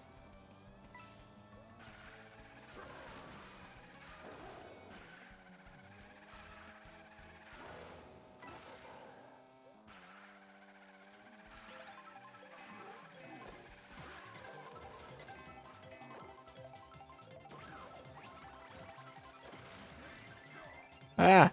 Oh, all terrain. That's it. That's all the Bowser costumes. Nice. Nice. I would be real. I'm very tired today. You might be able to hear it in my voice. There's a bit of React content that my Discord kind of wanted me to do. I'm not going to be able to do that today. I did have it in mind, but I don't think I'm going to be able to do it. This video from Mr. Beat. I also don't know if like Mr. Beat is copyrighted or not. You know, my videos are not monetized anyway, and I would always recommend if it's like a content creator that I actually like. In this case, Mr. Beat, I would recommend that people watch him outside of like the shit that I do. You know.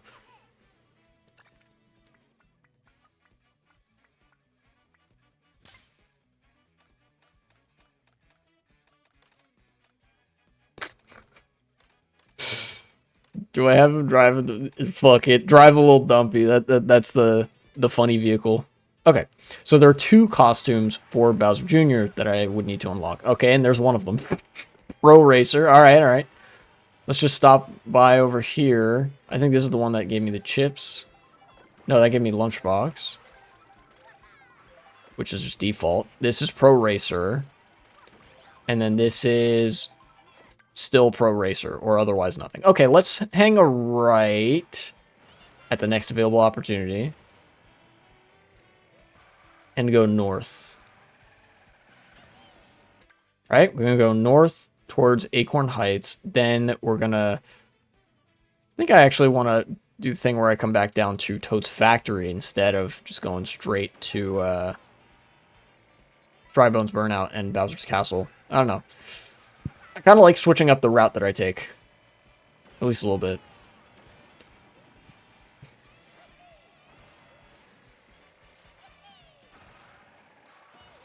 You know, I don't want it to become too routine. I do like, you know, the scenery.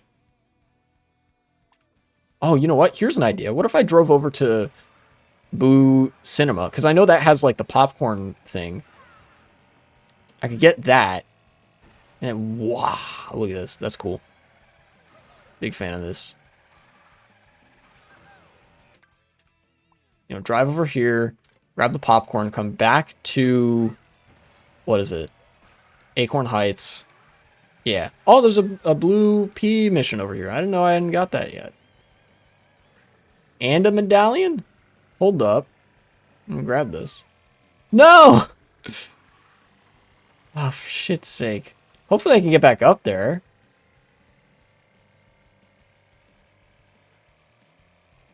Oh, dude. Alright, I'm gonna try to get back up there. Where's that shit go? Behind here? Okay.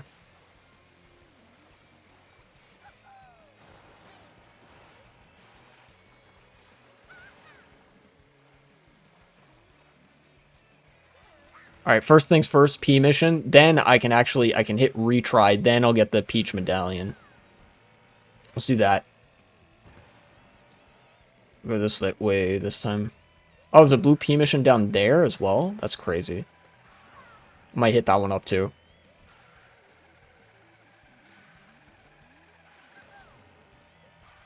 Alright, let's get it. Collect blue coins on a figure 8 patch. Okay. So just blue coin mission. Not bad.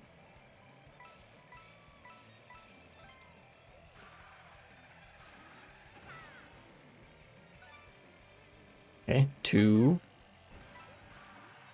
3.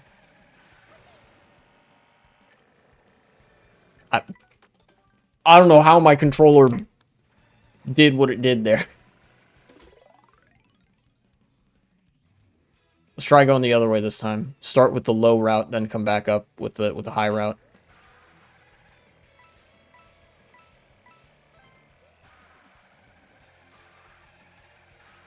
Yeah, this might be the way you're intended to do it, but whatever. Come on. Okay.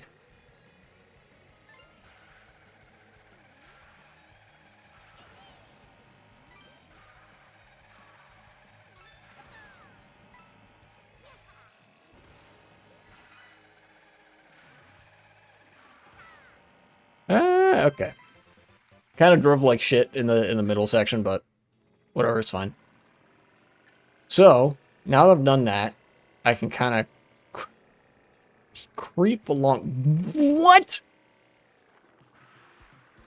Clock blocked by a wooden post. Damn.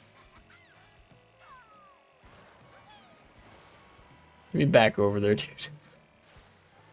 This is actually, like, irritating me a little bit. Is that a blue P mission? No, that is gray. I have done that unless... No, it is blue. What? This must be the one that I saw earlier. Alright, give me that. Another blue coin mission? Okay.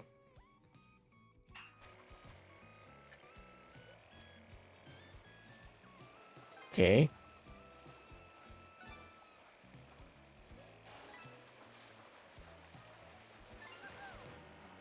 Water controls. Okay. I think I'm just gonna have to not drift for this. Yeah. Okay, cool. Got another sticker.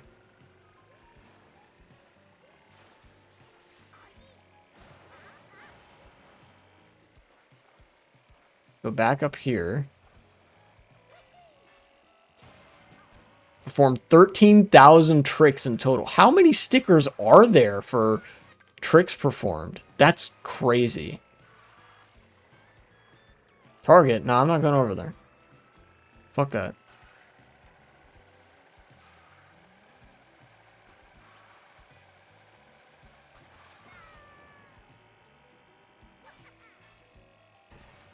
Yeah, that's the okay. That's the one I saw over here.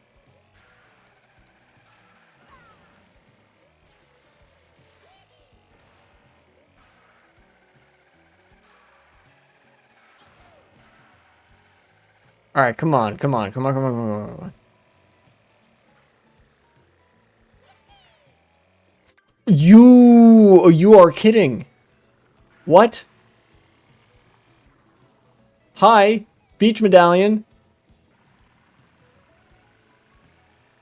Oh my god, dude. How am I meant to get that? Clearly not the way that you're intended to get it.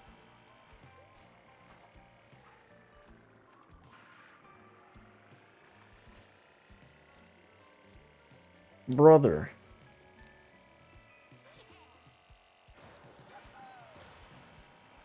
I'm gonna do this extra careful this time. There's going to be no room for error. If I fuck up, it's the game, not me, this time, specifically. I've fucked up pretty bad the last 2 times. I don't know how.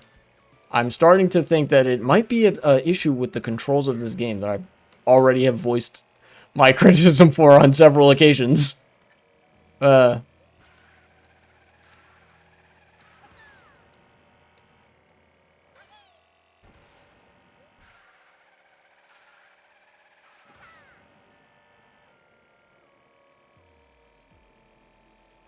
come on.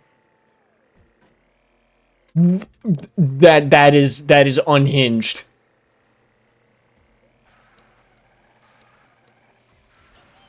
You've got to be kidding me.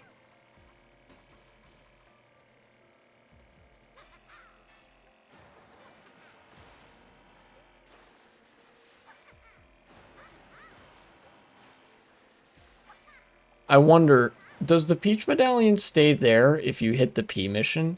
Because what I'm tempted to do is just hit the P mission over and over again so I can hit Y to go back up there and not have to make this insane drive around.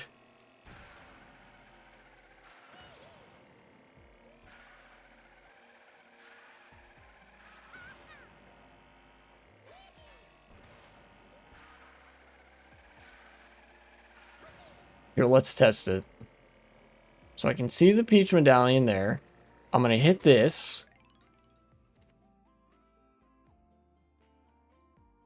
And I'm going to turn around. This has me going that way. Is it still there? It is not. So I'm just going to hit retry. Get myself back to where this is.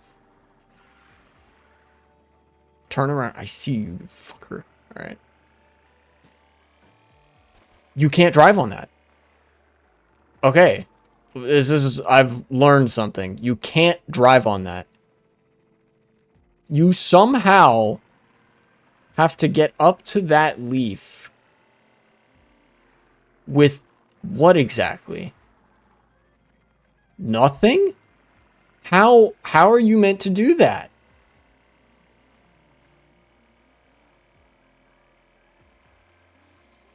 How? I'm gonna go insane for this, dude.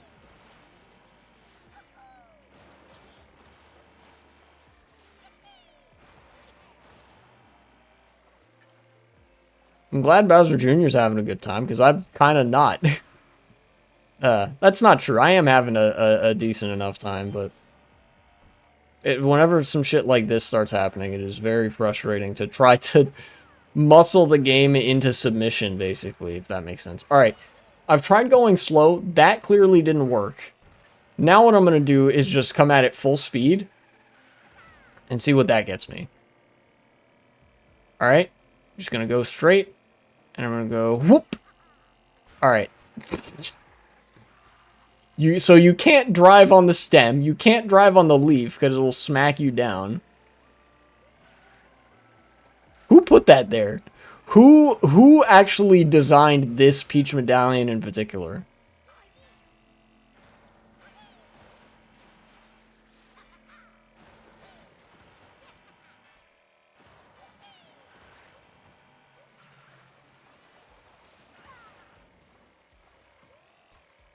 This is, what is it? Definition of insanity? Doing the same thing over and over again, expecting shit to change. Funnily enough, that it is, you know, if you remove the expectation of something changing, that also qualifies as a scientific trial.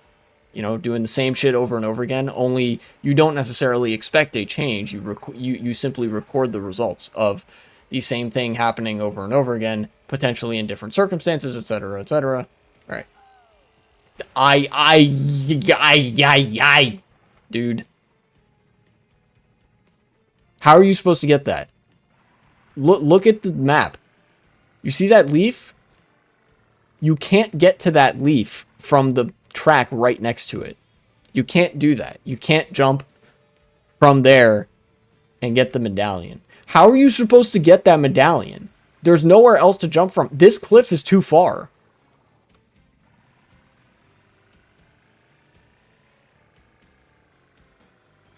And that's not a ramp. That's like a tree or something. Right? Double check. Yeah, that's a tree. That is not a ramp. Is that even possible? Is that even possible? I don't know if you could actually get that. What the fuck? Wait. Is that a thing you can ride? Hold up. I need to check that out real quick.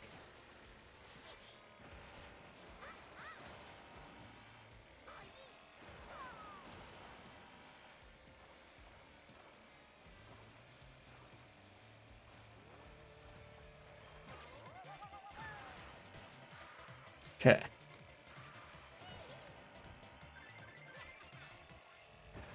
I'm going this way. So we got these ropes here. And we got one of those there. Whoa, what is that? Hold up.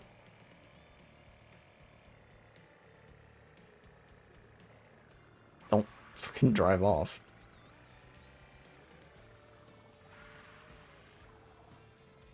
I don't think you can. Yeah, no, I don't think that goes anywhere. Yeah, see, it just ends right there. God dang it. Alright, banging my head into a wall. Attempt number, fucking whatever number. Let's come at it from this angle. Is that how you're supposed to get it?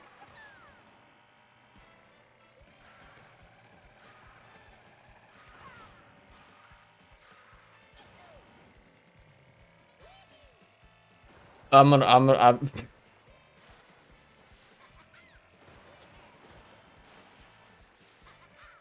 at a loss for words. I'll be completely honest. Okay, get me back up here. And then I'm gonna try like more of an angle. Basically I'm gonna try to align myself so that I'm almost like hitting the glider ramp, but maybe not quite. Alright. I'll go at maybe a decent speed, but not super fast. Okay. Like this.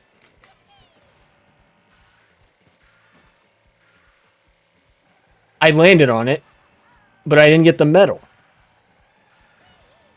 That is how you're supposed to get. Oh my god, that is so dumb. And the reason I say it's dumb, right, is because is that reminiscent of some shit that you would have to do in Mario Kart Wii for a shortcut? Yes, and I'm very fond of Mario Kart Wii. However, what I think is dumb about it is that it violates the rules that are set up by this game. Right? One of my critiques of the controls in this game, number one, is it doesn't feel like you have that much control over your vehicle. But number two, specifically the way in which you don't have control over your vehicle is it feels like the game is trying to force you in an on-rails track, you know? This is so contrary. The positioning that you have to set up there is so contrary to what an on-rails arcade racing game would look like. I genuinely don't know. No, don't fucking do that to me, dude. You see what I mean, though? You see how, like, just very slightly touching the glider ramp there set me in the glider mode, which, like, force corrected me upwards and to the left to such a degree that I really, really did not want. But that's, like, a hard-coded thing in the game. You're not actually allowed to move when you're in these kinds of settings. Like, the game kind of locks your trajectory in multiple different situations, you know?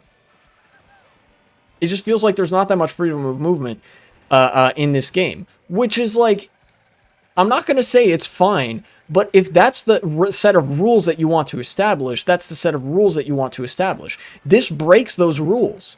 Does that make sense? Like, the angle that I'm trying to get to finagle this ramp, it, like, fundamentally, that game is asking me to break its own rules by doing this. Right? See, I just got it there.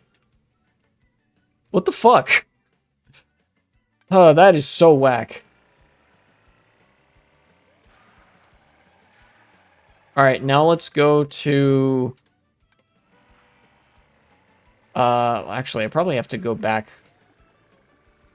Yeah, I have to go back to that section one last time, because I actually have to hit the glider ramp this time. That way I can go on to Boo Cinema and potentially get the last costume for this little fella. I was going to say for this little fucker, but honestly, Bowser Jr. in this game, he doesn't deserve that. You know, Bowser Jr. in other Mario games is such a shit. But in Mario Kart, like, my boy ain't done nothing wrong to deserve some shit talk like that, so. He's just Bowser's son. He's happy to be here, you know. See, maybe this is one of the benefits of me being really tired on stream, is I just fucking let it all rock, dude. You know?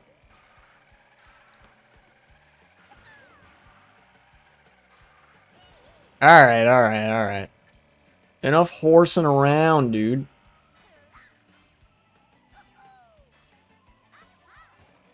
I cannot pick up the phone right now for whoever that is calling me. Actually, I know who it is, but I still can't pick up the phone. Got other shit to do right now. That is AP mission. Ha ha ha. Kind of creep over here. Just at a very slow pace. Navigate the jumps on narrow back roads. Okay. Oh, is this going to take me away from... Well, I mean, I have a retry button, so it's fine. Okay.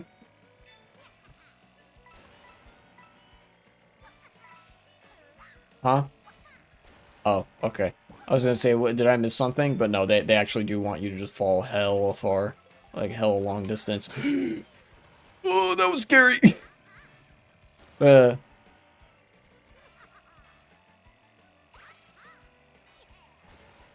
Bro, why does that feather have you going so slow in the air? That's crazy. Cleared a mission. Goal! Alright. No, I hit Y instead of the left stick. I'm silly. Okay. Wait, I think there's actually...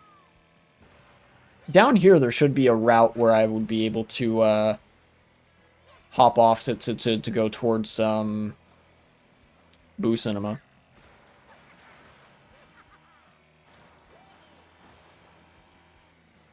Happy Goat 6, welcome to chat.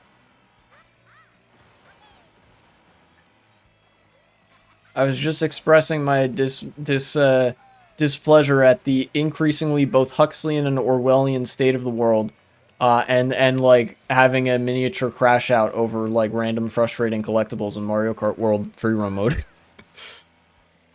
Because, you know, this gamer's got his priorities straight. Allegedly.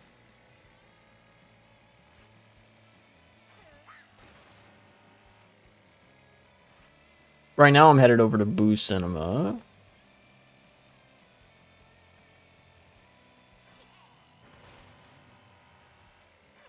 Oh yeah, and if you're wondering why I'm not online, it's because I don't want to pay for a Nintendo Switch online. Fuck Orwell, but Rosalina is hot. What do you mean fuck Orwell? That guy's based.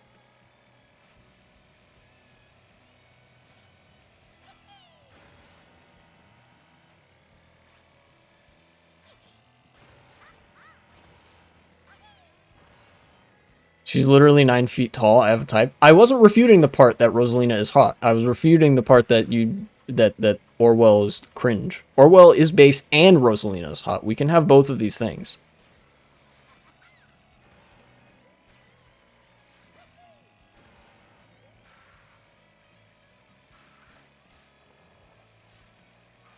I actually kind of want to go hit that P switch. For whatever reason, I haven't gotten that P switch yet.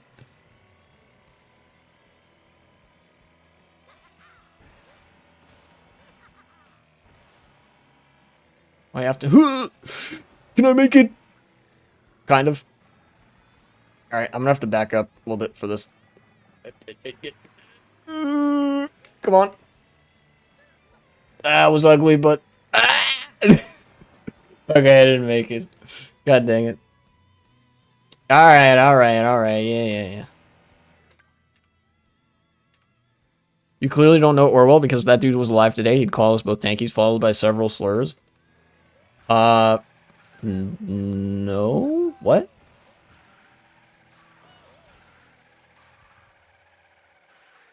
Oh, are you one of those, like, Orwell wasn't a socialist people? Or like, Orwell was, like, cringe because he was anti-Soviet Union? Or something like that?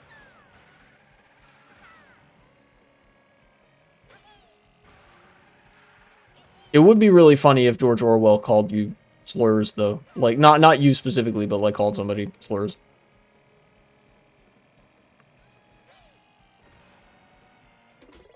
There we go. Tribute to Ghost Valley 2. Okay, I can do that.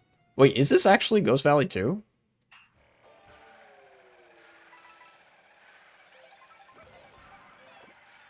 You suss the minimap here. It is! Okay.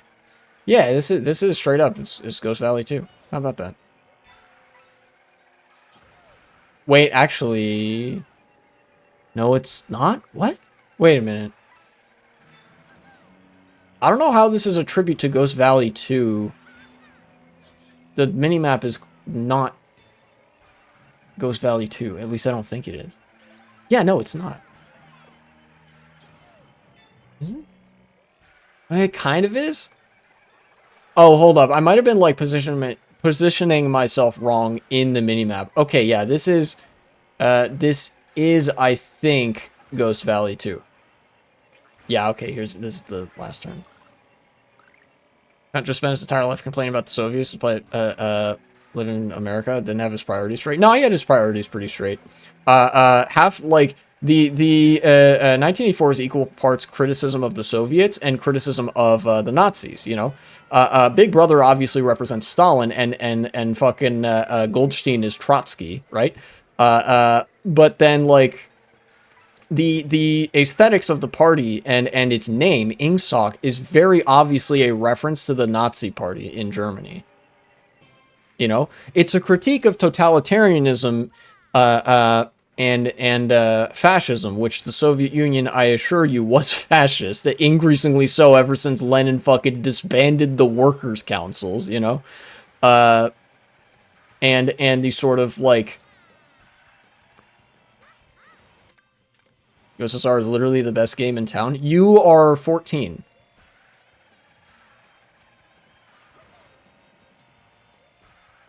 Okay, dog, you crazy? And you are illiterate.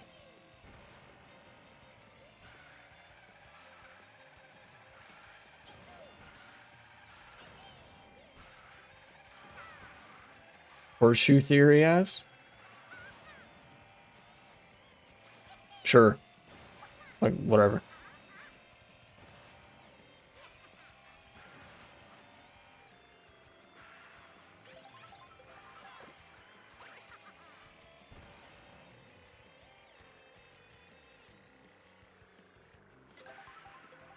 Just give me another costume? Yeah, okay, okay. I got it, I got it. I might get started on another character, actually.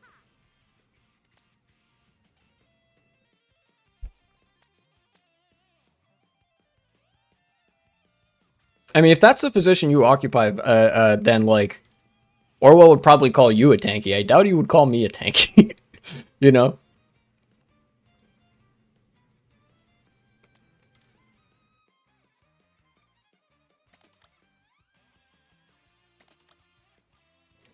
I already unlocked all the skins for Koopa.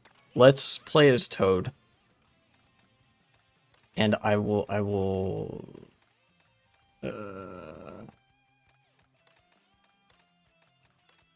What cart do I want? American-inspired Hitler. That is Nazi propaganda. That America is responsible for Nazism in Germany. There are things in America that Hitler took inspiration from, but attributing Hitler's success to America is, Nazi propaganda. I assure you, fascism was alive and well as a new ideological thing in Germany well before Hitler sort of drew some inspiration from American apartheid. You know, he was a fascist before he was inspired by America. What, fucking England? Is it England? Your high concentration camps are directly inspired by American concentration camps? Wrong, actually. Hitler was inspired by the British, insofar as concentration camps. Just because you were born in this country doesn't make it the best country. It's fucking dog shit. I noticed you asked a question and then actually didn't, like, wait for me to answer the question, which indicates that you're not actually interested in talking to me. You're interested in talking to yourself through me as a caricature. So...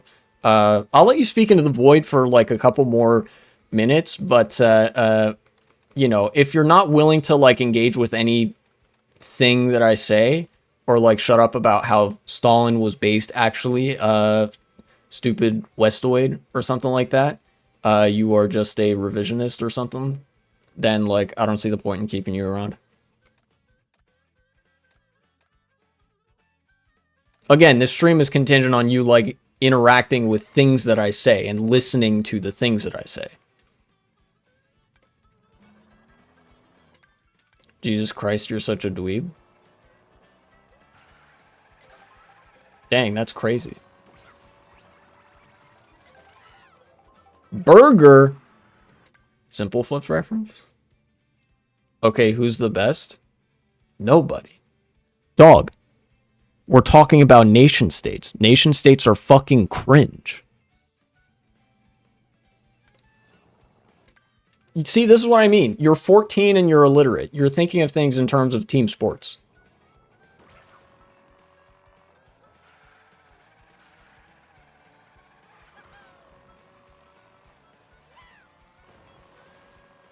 Don't you have, like, homework to do or something?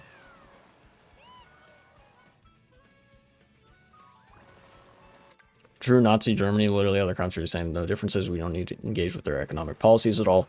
See, again, you're not interested in, like, engaging with anything that I've said. You're interested in, like, shadowboxing. You know? What I'm saying is that fundamentally asking, oh yeah, which country is the best is, like, a stupid question because it presupposes a, like, contentedness with, like, the nation state form as, like, the soup du jour of politics and shit. Like, if you wanted to talk about, like, what? Yeah, I said nobody's the best because nation states fucking suck. And that's not, like, a good question to ask. Like, the fact that you're asking, okay, which nation state is the best, indicates that you can only think of things in terms of fucking nation states and flags. You're a fucking phalangist, you dumbass.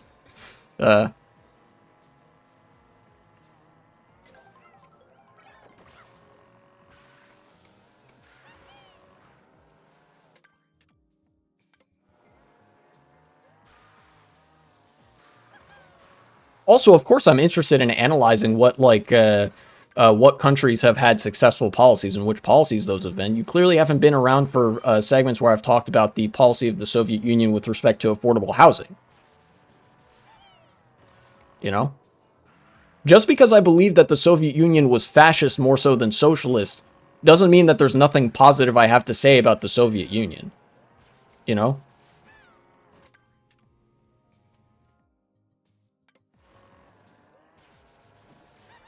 Oh, so you admit you're just a statist. You just love the nation state. But you should be right at home, actually.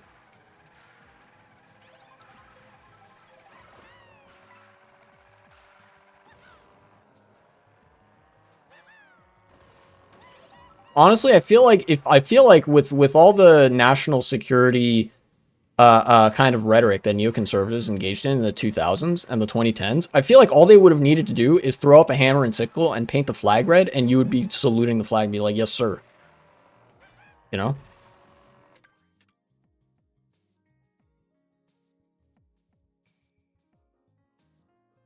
What the fuck are you talking about? All right, you're going in the hole for 10 minutes. I don't have the fucking, I'm too tired to deal with this shit today, particularly. Literally, like, last stream or the stream before, no, it was literally last stream, I remember this. I debated a fucking insane, like, religious moralist. I don't have the time or patience to debate another fascist within 2 streams. Really not interested. Go do your homework, please. And stop watching so much Hakeem.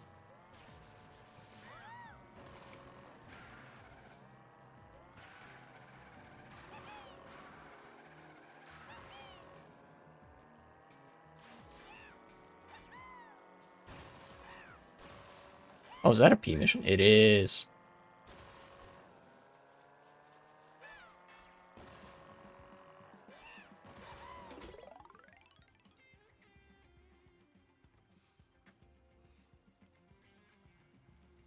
Collect blue coins.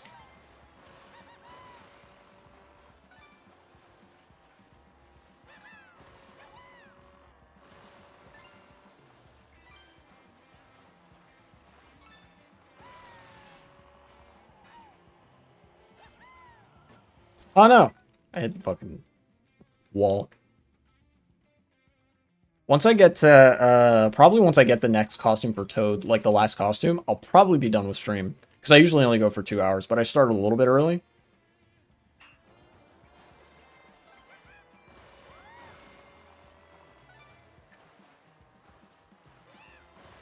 No, fucking missed that coin.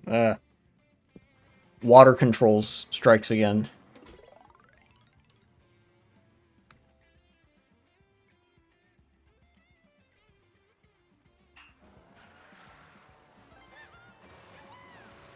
Okay. Boost.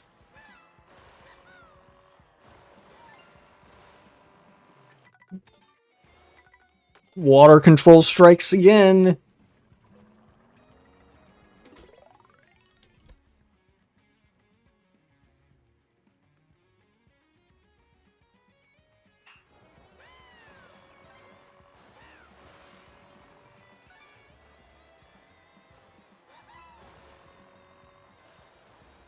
No. Oh my god. I legitimately don't know how you're expected to do this this P mission.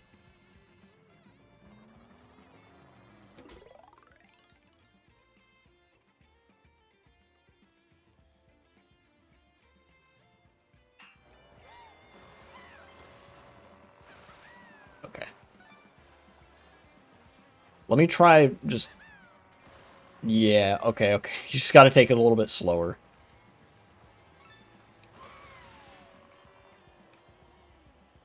Come on, give me the...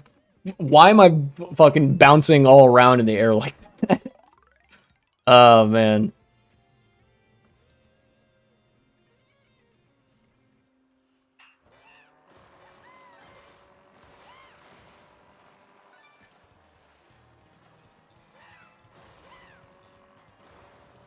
Okay, don't trick off that. Okay, there we go.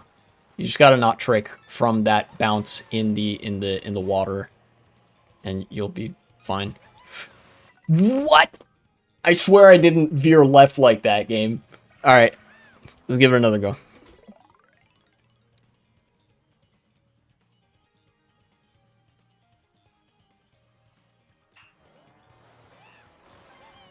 Okay.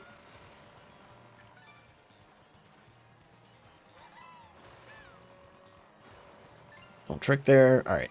Nice. Nice, nice, nice, nice, nice.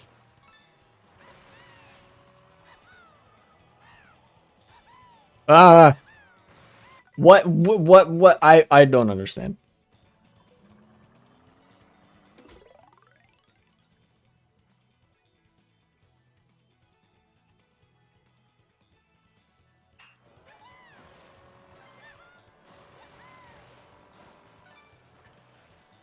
Okay. Come on. Why?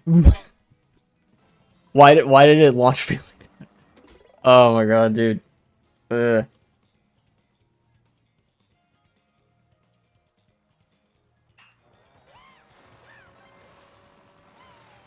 Okay. All right. Wait, I'm dumb. You know what I just remembered? I don't think you actually have to get all the... No, wait, you do. Okay, for the blue coin mission specifically, you do have to get... What the fuck? You guys see how obviously, like, my character was veering to the left. And so I tried to veer to the right to compensate. And then once I hit the ground, all my momentum dies, and I just veer to the right for, for no reason and completely missed the coin. These controls, man, this is kind of crazy.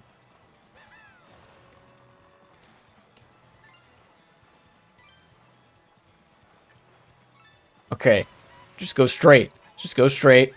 Just go straight. Okay. Oh, fuck. Here,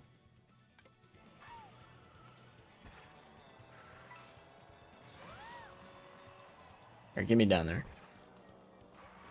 Should be a Yoshi's place somewhere here. Right? Going somewhere down here.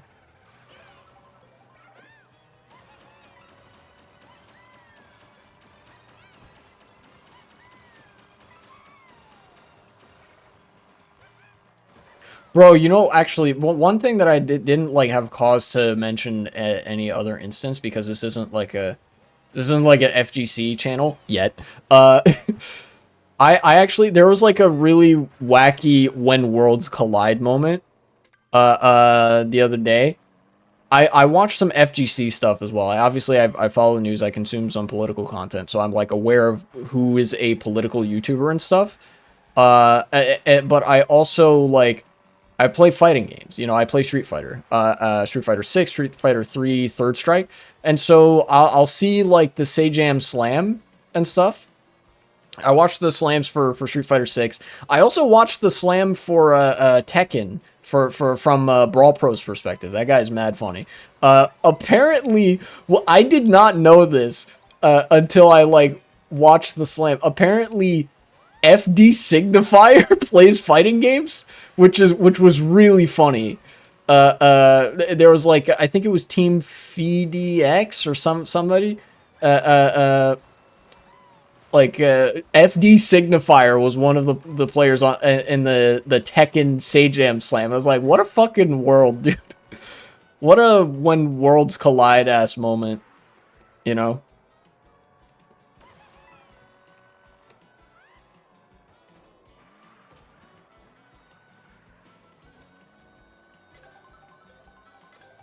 Ah, candy apple. Gonna turn me into something? No, default Toad. RIP.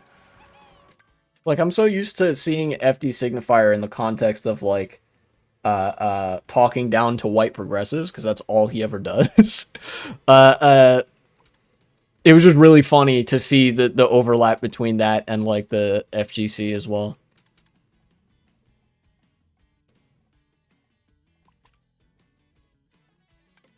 If I change character here, what skins do I have so far? Burger, Captain Toad, regular Toad, Pro Racer Toad.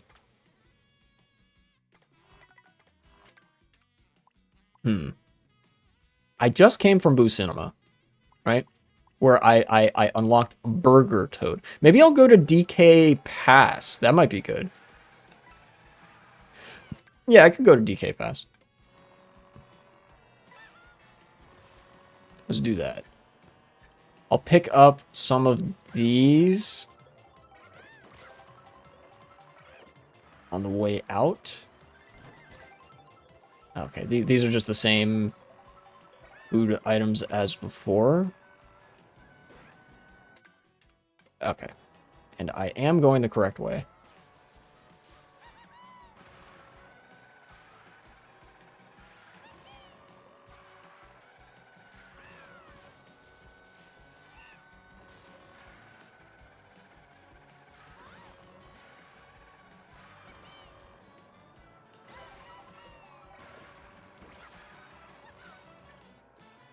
Yoshi's? Please let this turn me into something? Nah, it's just Captain Toad. Okay. Ow.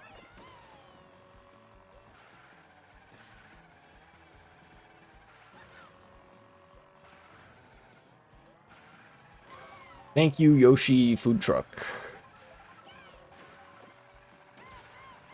Yoshi's drink.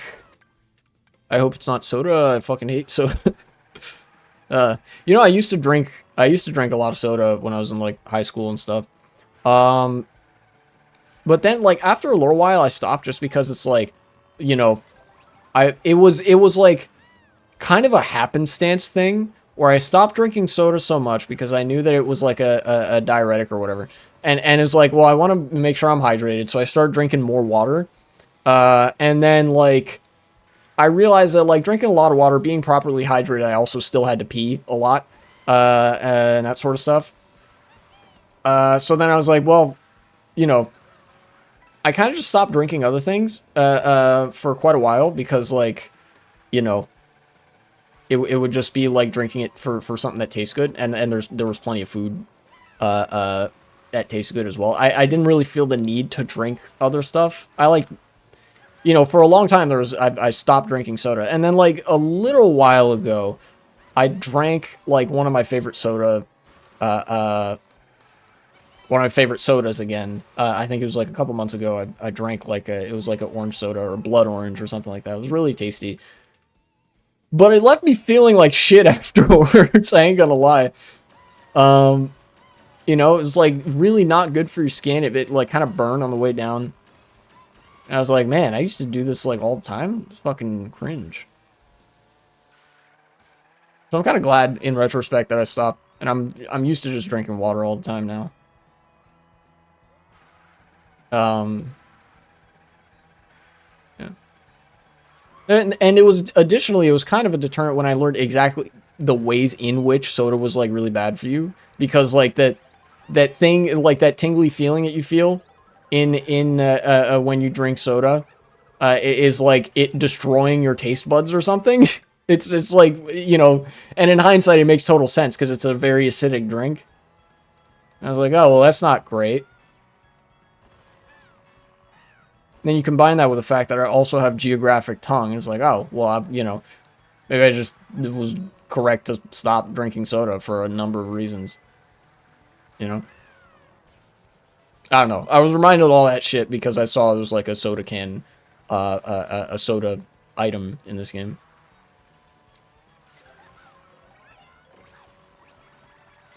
Okay, that's Burger Toad. That's Pro Racer Toad.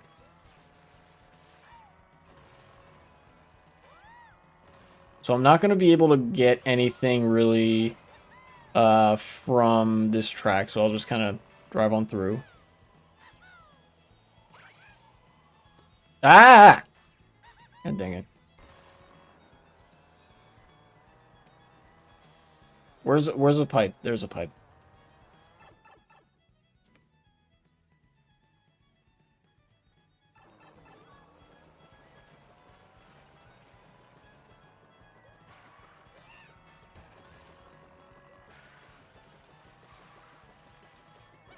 Am I going the right way? No. I didn't mean to do that. Take me back this way. Could use it. Right? No, actually. That's... What? Oh, I see, I see. This track's just puts you in a U-turn here. That's why, that's why. Alright, say more.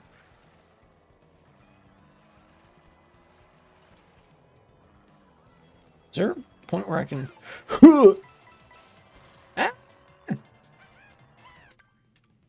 that's fine, actually, because I kind of want to be down here in order to start moving towards Warrior Shipyard.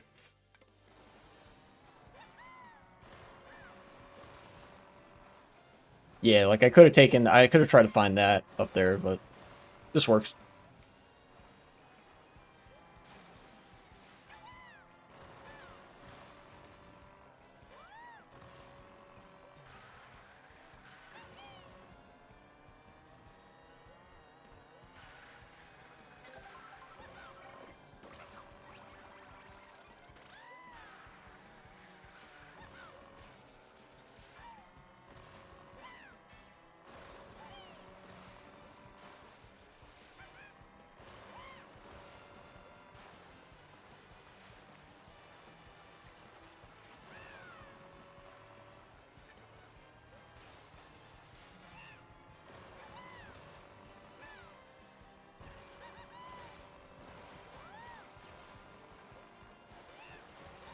Here's one of the sections where I just hop around like an idiot.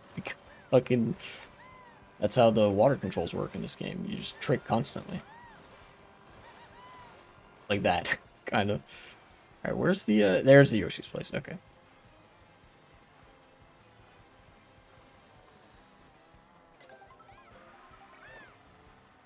Kebab? Nah.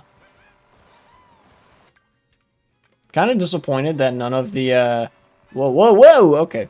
None of the characters have transformed with a kebab yet, it seems. You know, because kebab is a cool food item. Really good format of food. You know, there's some formats of food that are just goated. Kebab is one of them.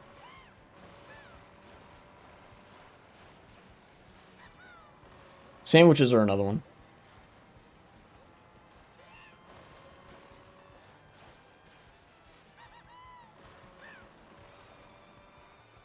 Alright, there's Koopa Troopa Beach, I think? No, that's Peach Beach. I'm silly. I'm on the wrong part of the map to be guessing that.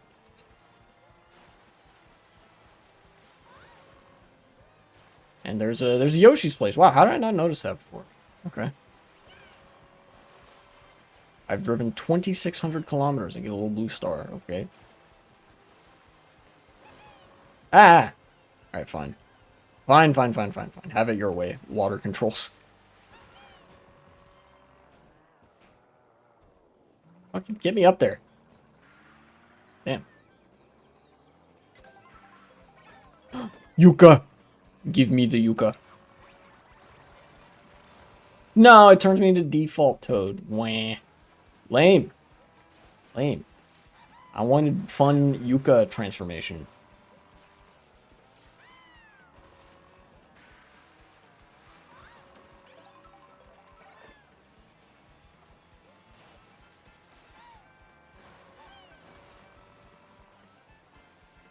Let's, grab this. Oh, this is just the kebab, so this isn't gonna do nothing. Okay, so I gotta turn around this way. If I go through here, I think that, yeah, I can start going this way. Okay, great question mark block ruins is that way, so I'm gonna start heading towards that. I have no fucking idea what that is that I'm looking at. There's just a giant pipe coming out of there. Oh, it's train station, and there's a Yoshi burger thing.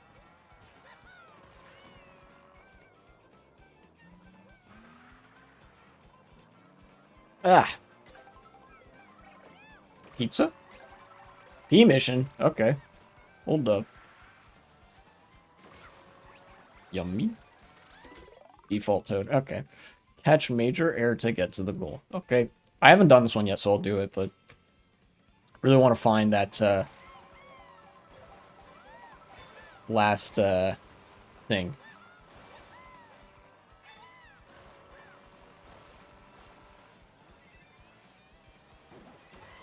Okay.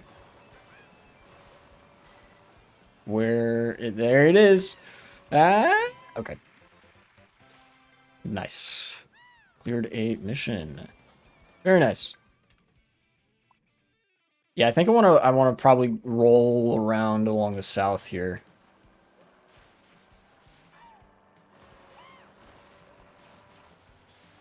There's one more Toad costume. It's always the last one that I get hung up on. You know? I guess it's because in that case, it's just like that much more specific for the specific food item that unlocks that costume. I don't know. I actually don't know if there's a way. I guess you could do it in VS mode to unlock the oh wow, I actually just haven't been here before. Unlock the costumes or the characters rather that aren't like that you have to get through the Kamek item. Excuse me.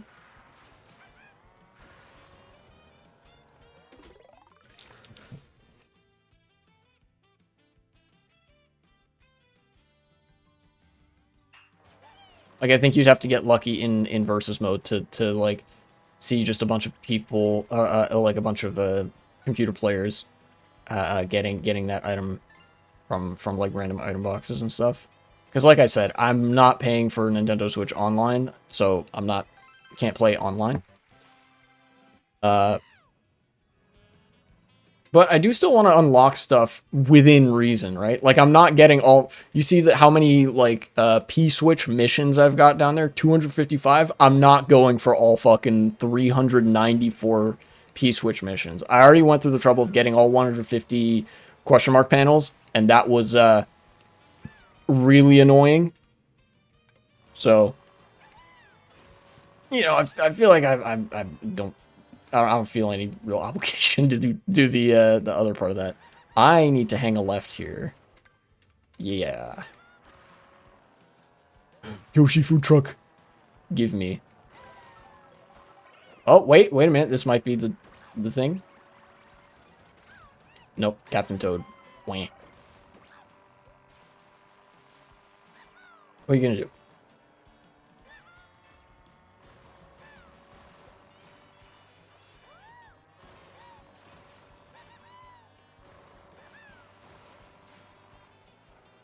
Vertical cannon.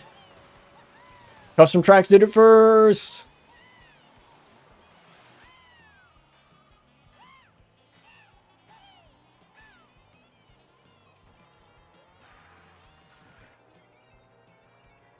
Okay. Me over here. I think this is the only Yoshi's place here. Pancakes. Nope, nothing.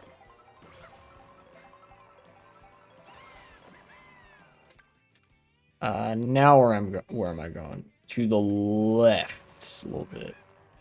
So like up this way.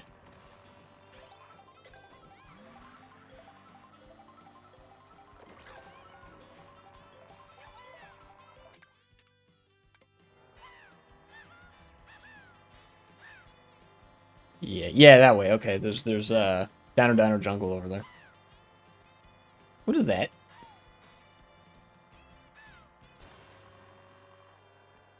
Oh, it's just a random ass crate in the water. Okay. Ah, it didn't turn me into anything. Dang.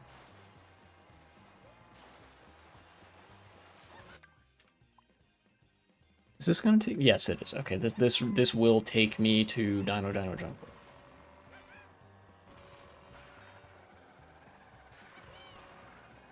What else has been happening today? Oh yeah, I wanted to I guess I wanted to mention a little bit something else that I had seen. Not something that I could really make a segment out of, but nonetheless, it was noteworthy enough for me to comment on. Which is it has to do with AI. There's like three insane fucking things that I've seen in the past week that have to do with AI in some form or another. Two of which relate to like extremely censorious behavior on the part of major states in the West, the UK, the US, the EU, etc., and the use of AI to like crack down on like unsurveilled internet usage, basically. But then the other thing that I saw was like I may have even mentioned it earlier, but I want to talk about it a little bit, like more in depth.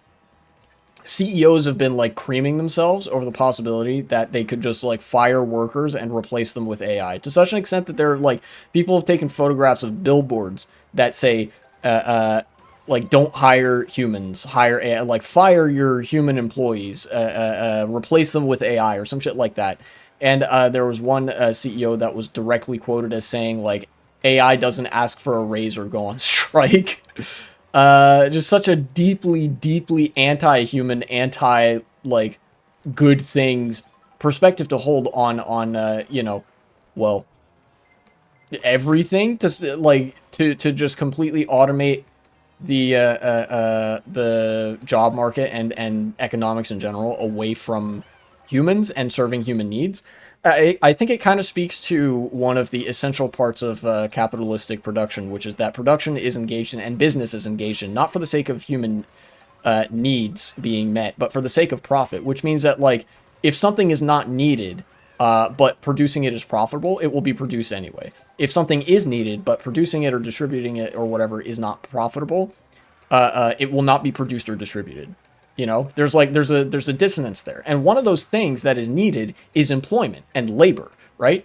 Employment and labor are needed for the flourishing of human society, right? Like for people to not hate their lives and want to die, you know, for society to be healthy, there have to be like people who are able to work a healthy amount of time and have like a good relationship with their work, with society at large, and that sort of thing. I think people mostly understand that. Humans, by and large, aren't idle creatures. I mean, obviously, like, we work way too fucking much. Like 40 hours is way too much for people to be working each week. Nonetheless, labor is viewed for the most part by capital as simply a cost that needs to be cut, right? It is not optimally profitable to employ people, right? Like this is why the reserve army of unemployed labor, a la Marx, exists, right? If you have full employment, then the working class has bargaining power. If the working class has bargaining power, then that puts them potentially maybe on or closer to parity with the capitalists, which means that the capitalist interest could be potentially undercut, right? And society could be stable and reach an equilibrium where, like, you know, eventually workers will have a larger say. You know, good things will happen, but it's not optimally profitable because the capitalists don't have the degree of control that they would ideally like to, and they are not making as much profit in an absolute sense and in a relative sense as they would like to. Although that's kind of a repetition of me saying that they don't have as much like uncontested control as they would like to. The purpose of AI existing, you know, the function that it serves is for capital to effectively replace human labor so that the working class no longer has any economic leverage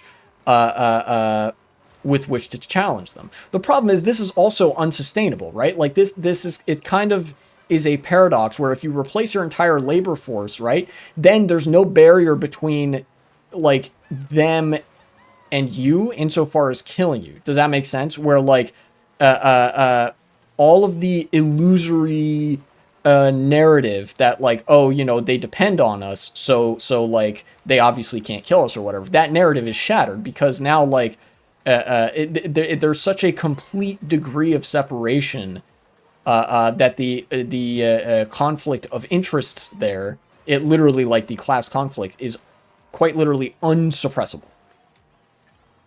Does that make sense? In a way, this is actually also reminiscent of 1984, where the insistence that the party control things so strictly and it consolidate things so completely eventually leads to a growing rift between the party and the proles. The party being basically an analog for the ruling class, and then the outer party being like, or the inner party being the proper ruling commanding class, and then the like outer party being like the upper middle classes or whatever. People who are like close enough to that to be scrutinized by capital, and then the proles being basically like in an eternal state of misery and servitude, but otherwise not actually that heavily scrutinized, at least not on an individual micro level, you know?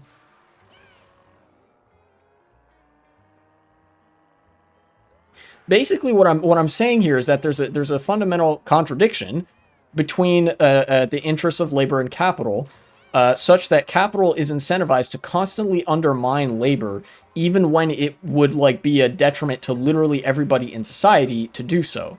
And that eventually will result in a state of things that is so perennially unstable that it's like basically inevitable that society collapses. And AI through CEOs like advocating it just completely replace the labor force is accelerating that contradiction, or those contradictions rather. You know. And of course, this does mean that eventually, there is going to be a different system. That like capitalism is obviously not going to persist forever. Eventually, we're going to get some version of socialism, probably. But at the same time, it's like I don't want that to necessarily assuage people's concerns too much, because people are still going to fucking suffer acutely. That's kind of the point of like. Oh, look at that. Engineer Toad. That's kind of the point of CEOs increasingly employing AI and trying to replace workers with them, is because that suffering is very relatively profitable for them, even if it doesn't strictly fatten their margins, which I assure you it does in an absolute sense as well. That's why they're pushing for it right now. It also just helps them consolidate control over their industries and over the resources they have, so that they can't be contested by workers in their employ. Because if you're a worker in the employ of a company, by virtue of your contract, you have some degree of rights to the capital and resources available to that company. You know, you like through collectivizing your labor with like other workers, through forming a workers union, you have some degree of authority over the means of production. Does that make sense? You know, like you can go on strike. You have the ability and authority to shut down production by law. It is legal. It's perfectly legal for workers to go on strike. And even in instances where it is illegal for people to go on strike, strikes still happen, and they are still a useful tool of exercising workers' bargaining power. You know, and that can marshal the resources to the side of the working class interest for once, rather than the owning class, which is what the billionaire class fundamentally like, or billionaire class, what billionaires and the CEOs, the shareholders, whatever, ultimately that's what they want to do away with. They want to do away with any semblance of democracy in the workplace, so that they can have completely uncontested control. But if they have completely uncontested control, which is impossible, but like, assume for the moment that they are successful in some measure in shutting the workers out of that kind of power entirely, then it's only a matter of time before like their heads are going to be on a pike, you know? But between now and then, everybody's going to be going through it, and that's going to suck.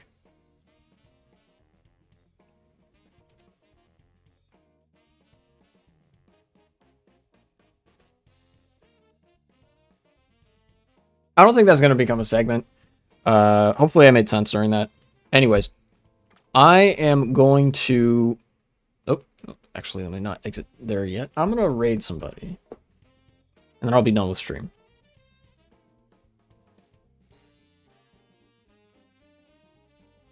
Cody Schwab is live. Jerma is live too. It's been a hot minute since I've seen Jerma.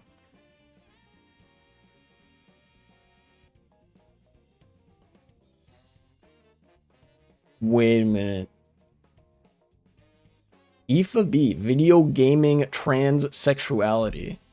That sounds hype. All right, let's rate IFA. All right. Have fun over at IFA B's stream.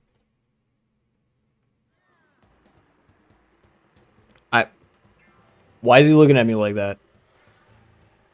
Okay. See y'all later.